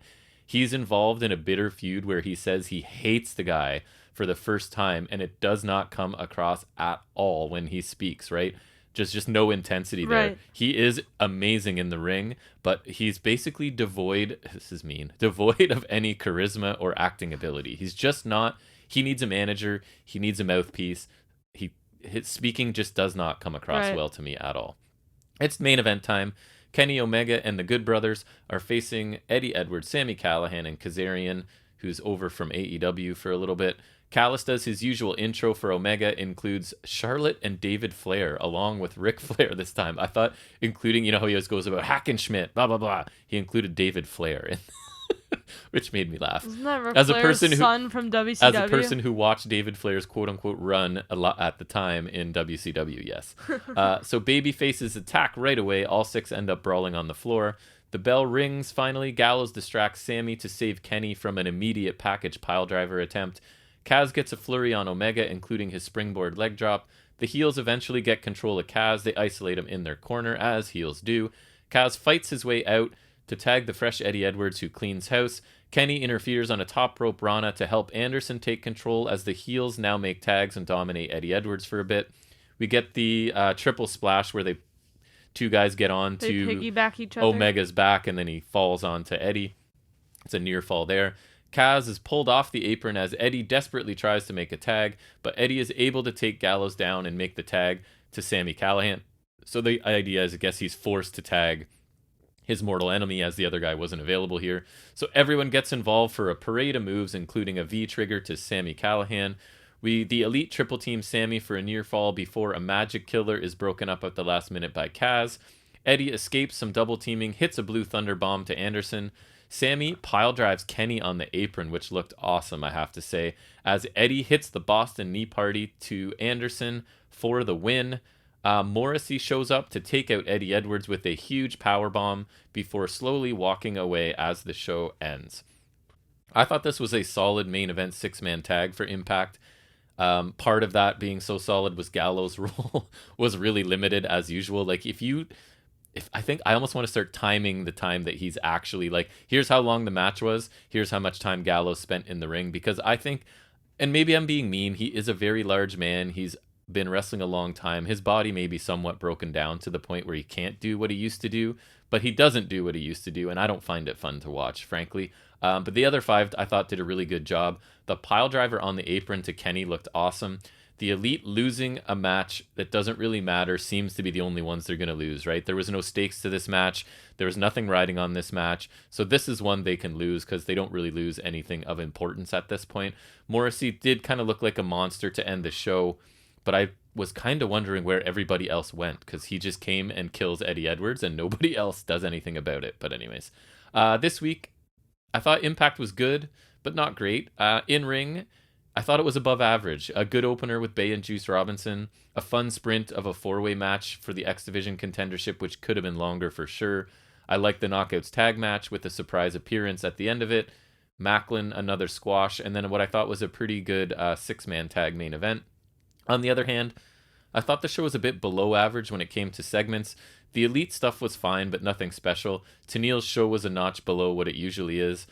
Taylor Wilde and Sabin did what they do promo-wise, which as I've said, I'm not a fan of either of them. Thought Fire and Flavor, Alexander, and Fire and Flavor. Okay. Sorry, Josh Alexander, and the little brief Kimberly Sue Young sighting was interesting, and Kaz promo was okay.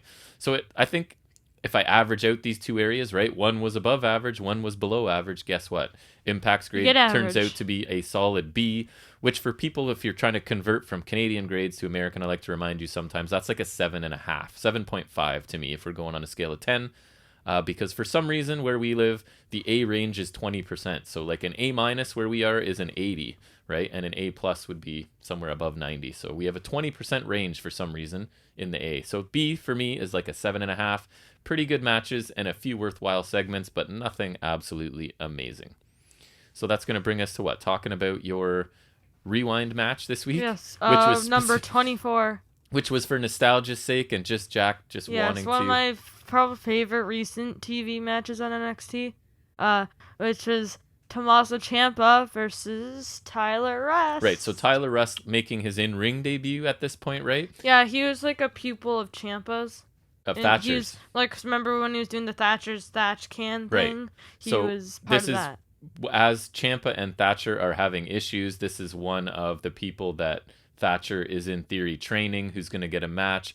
And I think even though they make the point that he's a 15-year veteran. Right. I think it was one of these, and I think Ciampa did a good job. It's sort of like Ciampa's underestimated this guy, right? Because he's just a trainee and he's making his debut. So in theory, Ciampa's like a super megastar. He should be able to handle this guy, right? So that's basically what was building up to it. I'd been watching Tyler Rust for a long time in Championship Wrestling from Hollywood, which is a kind of cheesy indie promotion that I've somehow latched onto and just enjoy as light entertainment. He was mostly in a tag team called the Soul Burners that was basically like a team of yoga practitioners. I know that sounds kind of strange. So I honestly didn't even recognize it was him until he did one pose on the ramp when he first, I don't know if it was this match or not, but where he stands with his one leg on his knee, like in kind of a yoga pose, and I was like, oh my god, it's Ryan. I think it was Ryan Taylor when I watched him. And I know else where he went by Russ Taylor. Yeah. So I think he was Ryan Taylor where I saw him. But anyways, and I had always thought he had a good look and was a pretty good wrestler, but again, when they're wrestling in some of these indie spots, the talent there, and they even mention this, right? That like that they're both like veterans, but like they have a different quality of competition. Exactly. That Ciampa, like this is a big step up in competition for Tyler Rust. But anyways, that's sort of, so I knew him coming into this. That may be true, but that's very offensive. Right. So tell us about this match. So there's like a lot of technical wrestling at the start, and I remember saying like when we first saw this, like they do a good job in this match of driving home that he's a pupil of Thatcher. Yes. So he does a lot of technical wrestling here. I remember. Because this would be something that we've already reviewed, actually. Yes, it is. And it was also, I think, the technical wrestling. It looked good, showcased Rust's skill, and it also, like, because Ciampa had set up the chair on the ramp, right, assuming Thatcher would come down, it sort of gives us a chance to sort of be paying attention, being like, is Thatcher coming? Is he not? Before things does really picked up. So I thought it was like, we'll start out slow until Thatcher comes, and then things will pick up. Corner uppercut by Rust. Rust goes to kick Ciampa and accidentally hits Thatcher, who came to ringside. So, like, this is outside the ring. He went to boot Ciampa, and he hit Thatcher. Right, and I thought that's where the action kind of picked up after that. Yeah. Rust kind of took an arm wringer on the apron, like, just drops Ciampa shoulder first, kind of, on the apron. Right, so Rust drops to the floor, and he sort of yanks Ciampa's arm down, so he lands face first on the apron. It looked cool. Yeah, Ciampa hits like a Samoan drop kind of like move to get out of a hold by Rust. Clotheslines galore by Ciampa. Corner clothesline and air raid crash for 2 by Ciampa. A lot of clotheslines, I know, hard to believe. So at this point, it's sort of going as you would think. Like, Rust got in a little bit, and now Ciampa's like, oh, this kid's for real. I better start dominating him, and he does. Chops by Ciampa, a spinning soul kick, and an axe kick by Rust for 2. And both of those kicks looked really good. Yeah, soul kick is just kind of like a spinning heel kick to the stomach. Right, and it looked really quick and good. Ciampa catches the foot of Rust, but Rust kind of flips into an armbar attempt, which is really cool. A very nice takedown. Rust is able to avoid the fairy tailing, hits like a really nice boot, and his flipping snapmare move. Why haven't we seen that somewhere? Because it looks cool, and I feel like... The snapmare move? Yeah, I feel like he's the first guy I've seen do it. It's really nice, It is. Rust tries to get a Fujiwara armbar in, but as Ciampa reaches for the ropes, he just locks in the other arm into a really interesting submission, and Ciampa has to use his foot to get the rope break. It's kind of like Deanna's Venus de Milo, right? Somewhat, yeah. But it looked so good. He's got the submission applied.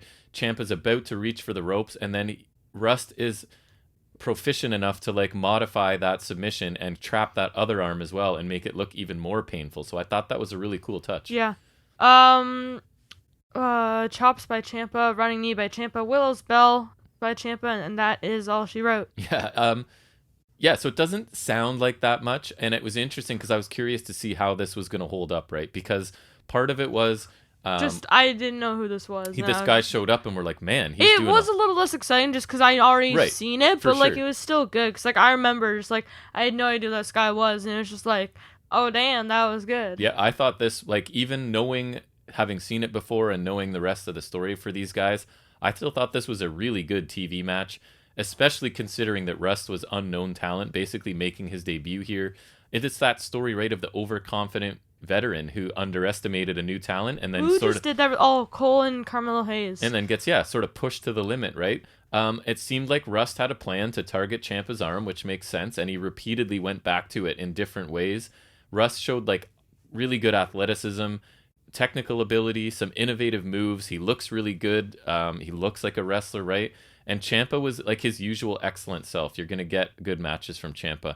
I thought Ciampa did at the end, the little things. Like, I don't know if you noticed, but the match is over. Ciampa's walking away, and he sort of keeps looking back at Tyler Rust, which I thought was him like a sign of respect. Like, he just keeps looking at this guy like... He even kind of looked at him before he went out of the ring. Right? Man, you pushed me to the limit. And it was sort of this really subtle, like, I'm really impressed with your performance, you unknown guy sort of thing.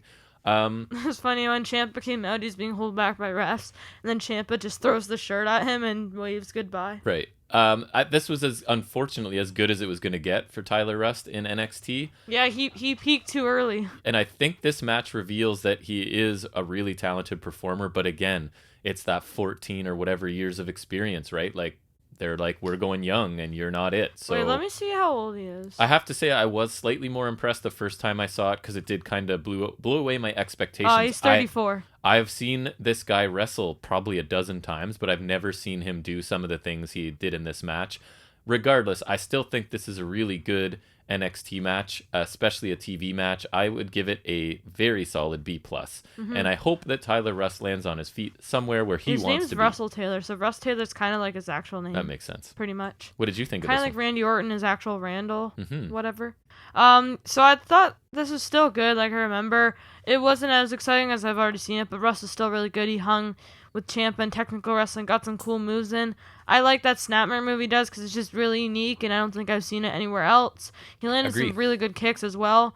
After the match, they said Rust would be a future star, but unfortunately, it's all downhill from here. They didn't say a future star for NXT. That's true. That's a good point. They did not qualify where. They did not specify, so that's actually a really good point. The only other thing he did that was actually good was probably aligning with Bivens. Yeah. Because Diamond Mine really did not produce a ton, which kind of sucks because Yep. I feel like that had potential. Champ was good too, a good opponent for Russ. Felt like a good time just to rewatch this as Russ is kind of gone, which sucks because I wanted a figure of him and also wanted him to be in 2K, but Yes. whatever. You have to make them. I did actually make a custom character that's basically the same as You might be him. Tyler Russ' biggest fan. I outside am of Tyler's his family, probably. And Which is fine. I like him too. yes, he's one of the guys I would like for kind of, well, no, I can't see no reason because this is the reason. Well, but like, yeah. and along with Kip Sabian, he's like this was crisp and it flowed well and there were no mistakes and he's really fluid. Right, this is what I feel like, just with some seasoning, more character. But like with Bivens, I feel like he had the makings of a mid card champion. Like he's great in the ring and he had like a Paul Heyman like mouthpiece. I feel like it could have worked. I think that's Russ' issue because even when I've seen him on the indies, talking wise, he doesn't do very much. Right, but you can't even argue that was an issue because he literally had Bivens with him, and there was potential. And they were underusing Bivens too. Like we were saying, like why aren't they just telling us about Diamond Mine? Like they have a guy who can talk. Tell us something, and they just never did, and now it's over. Yeah, and so I would give this a B+. I just, Me too. as a TV match, it was great. Hopefully Russ does more in the near future because he's a talented guy, and hopefully he can find a good manager. I don't like. It'd be cool if he was in AEW, but I don't think he would be like used for much. So I don't think he should go there. Elevation or maybe whatever the new show is. Right. So possibly. I don't think he should go there, but I hope he lands somewhere where I can watch him because I do like him. Me too. And if anyone can get this to Tyler Rust, you the man, Tyler Rust. You will be missed. Yes. All right, by me and probably no one else. Do you have anything else for any other wrestling business? Oh, I wanted to talk about the rankings in AEW quick. So, because the rankings I was looking at while we were talking. So, Red Velvet was ranked number 5, but now she's ranked number 3. So, maybe she's she moved just up. Moved up. Because this is as of August 4th. Right. So, like, after Dynamite or whatever. So basically, if you go up and challenge the champion, you bump up a couple spots? Yeah. You. Because she was 5th? She does getting a rematch, I guess. She's ranked number 5. Yep, there you go. Will Hobbs is ranked number 5 in the male. So, yeah, sure, Jungle Boy is ranked number 1. So, nice. But, so it's kind of weird because he's 13-2 and then Cage is 5-0. So, but they said Christian was number 1. So I don't know how that's working. And then the sucky thing is Proud and Powerful are no longer in the rankings. They got replaced by Private Party. Yeah, I feel like the rankings are like they pay attention when they want to and they don't when they don't. So well, I don't and with pay much Dark attention. and Elevation, I can't trust them too much. Like, how is Hobbs in the top 5 of the male guys? Like, because cite the time he's won on television. I can't. Although I probably can't for anyone. I think he lost to Hangman. Right. So, anyways. Yeah. And in a company full of talent, that he's not that I like Hobbs, he's just hasn't nearly done enough to be in the top 5. I think they need to, like, I want them to have specific rankings for the World TNT title. Yeah. But then it also almost runs the risk of like outlying divisions, which I don't think they should do. No. So, but then if you're ranked number 1.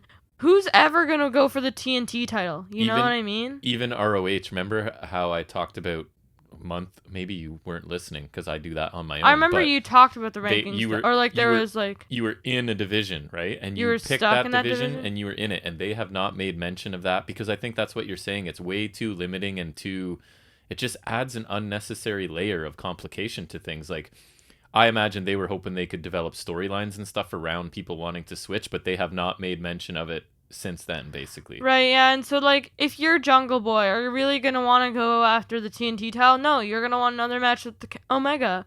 And, if you're Christian, you think Christian's going after Miro? No. I mean, if you're a heel, you could be, afraid. Or even, afraid to fight Miro, maybe, because he's so dominant. Wouldn't you be afraid to fight Omega? Because if you get hit with his finisher, you're dead. You're dead. That's true. Yeah, but just I don't know. I don't really know. I want different rankings, but then how do you define who's in who's going after what title? They need to again come up with a weighting system. So a win on Dark or Elevation is not the same as that's 0.5 or something, and a win on Dynamite is a full win. Or I talk about all the time, they need to go strength the schedule. Your record is one thing, but if we're both college basketball teams and I make my schedule to play against Right, like, all... well, it's like, take it like this. If Omega's defending against, like, guys like Cassidy and Pac and, like, Right. and then Miro's defending against, like, Brian Pillman and Lee Right. Johnson, you know, that kind of thing. Right. So Right, like, the way it works for college sports is I have my schedule that I have to follow, but then I get to choose a whole bunch of other games that I want.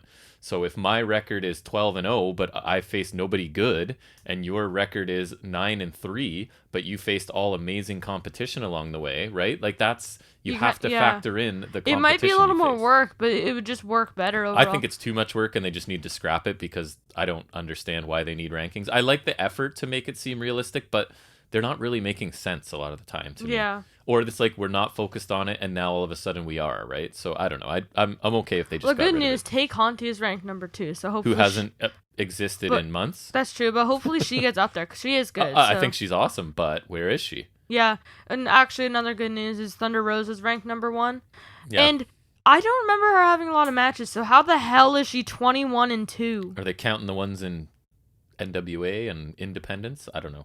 Again, Like, I don't know. I don't know how their she rankings must work. be having a crap ton of matches on Dark.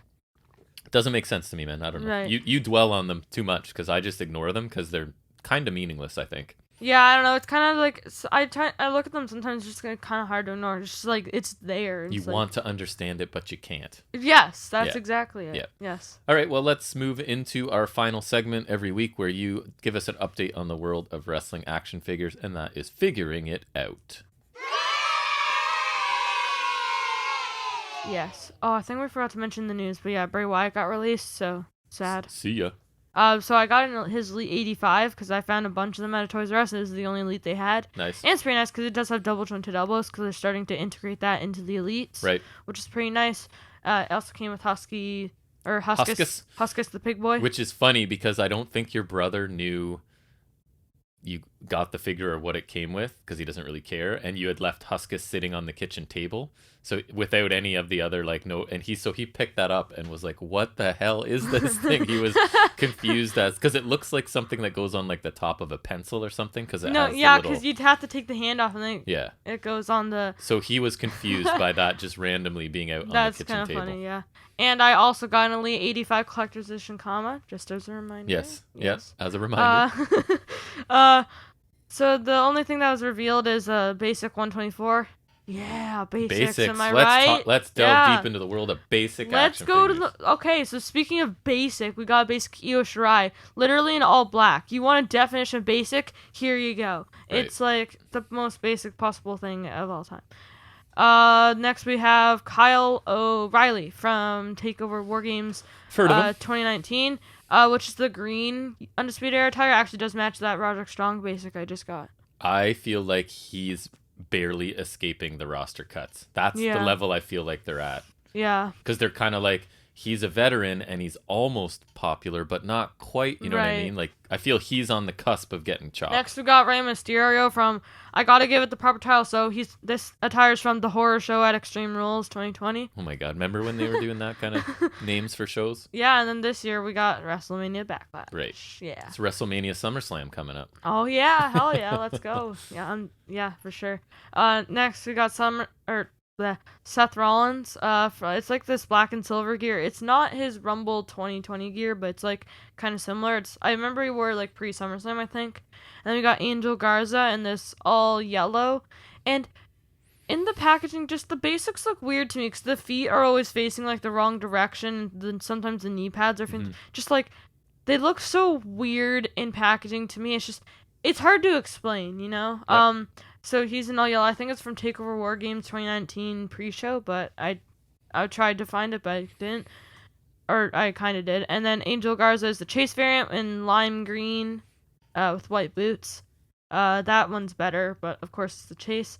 And so I like the lineup in theory, right? Because you have Seth Rollins, who's good. Rey Mysterio is good. I like O'Reilly. I like Shirai, and I like Garza. Mm-hmm. This would be a good elite line, is my thoughts. But it's not.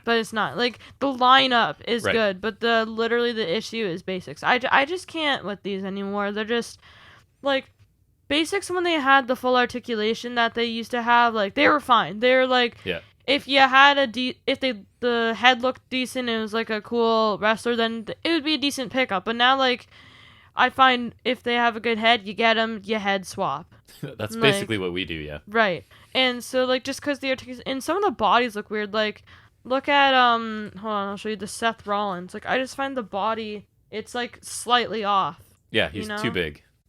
And, That's, like, whereas like him. Seth Rollins' elite Where's the chest hair? That too. Although the one time they did do that on a basic, it looked kind of weird. Yeah. But whereas Seth Rollins' elite torso, I think you've seen it. They like freaking nailed it. Like. Yeah. I think it's over there. I don't need to grab it, but like they freaking nail it, right? But so yeah, I don't know. Just basics are not the best great anymore. It's almost like they're basic. They are. They're just like, oh yeah, someone or they put out loose images for the basic 123, and then so one of them's Jake Atlas, which all not great timing, but someone wrote definition of a basic figure. Oh. Which I thought that was kind of Is that all funny. there is for figures this week? Yeah. Okay, so I have something I want to mention to anyone who's listening. Basic series. If anyone's listening to this and they're figure hunters themselves, we've noticed something, and I want to know if it's just our area or if it's a common thing. So in Southern Ontario, where we live, if we're ever out we'll generally go looking for stuff just to see what's in stores. So you've gone through various toy things in your life, right? Like monster trucks, Lego, Star wrestling Wars. figures, etc., etc. Never before, other than wrestling figures, have we seen so many times where people have removed things from one package and put them in another figure package. Swaps. I actually just saw one. It was like they swapped a Elite 82 Balor for a basic Balor. So, and they swapped like Rhea Ripley Elite for a Shayna but Baszler I've Elite. even seen like a belt's been swapped out for a knee pad. Yeah, the Riho. Right? So I want to know, is this a thing that's happening? Oh no, I've seen everywhere? posts about it. Yeah. And it's really weird.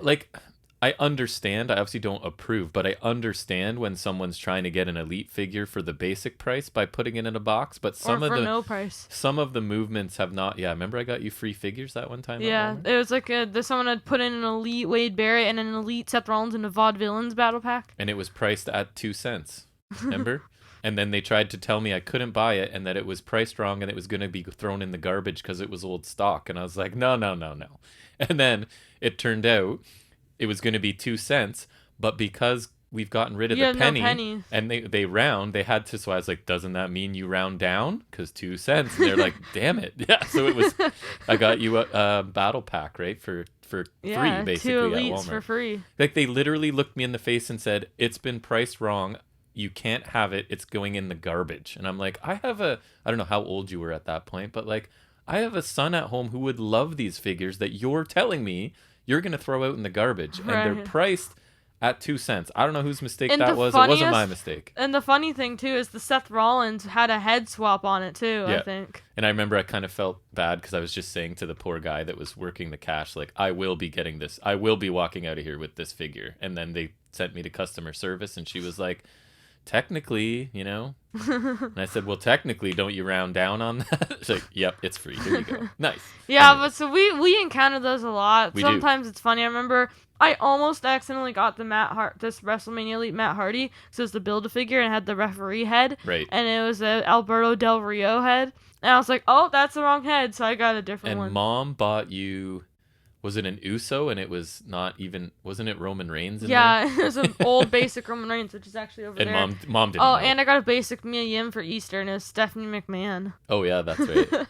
All kinds of weirdness. People are weird. If that's happening in your area, let me know, yes, and this is where we live, and if some examples would be cool. Or, DM me on Instagram any good ones you find, because some of them are pretty funny. Because we've seen it a ton, and again, I haven't seen it with any other toys that you or your brother have ever... Like, I've never seen a Nerf gun in I don't even see it with Star Wars figures or anything. Right. So interesting to see if it's a thing outside of our area. I assume it is, but I'd love to hear some examples from people. Yeah. But anyways, I figure we should wrap up. We're up over the 3-hour mark again this week. Mm-hmm. So let's wrap up.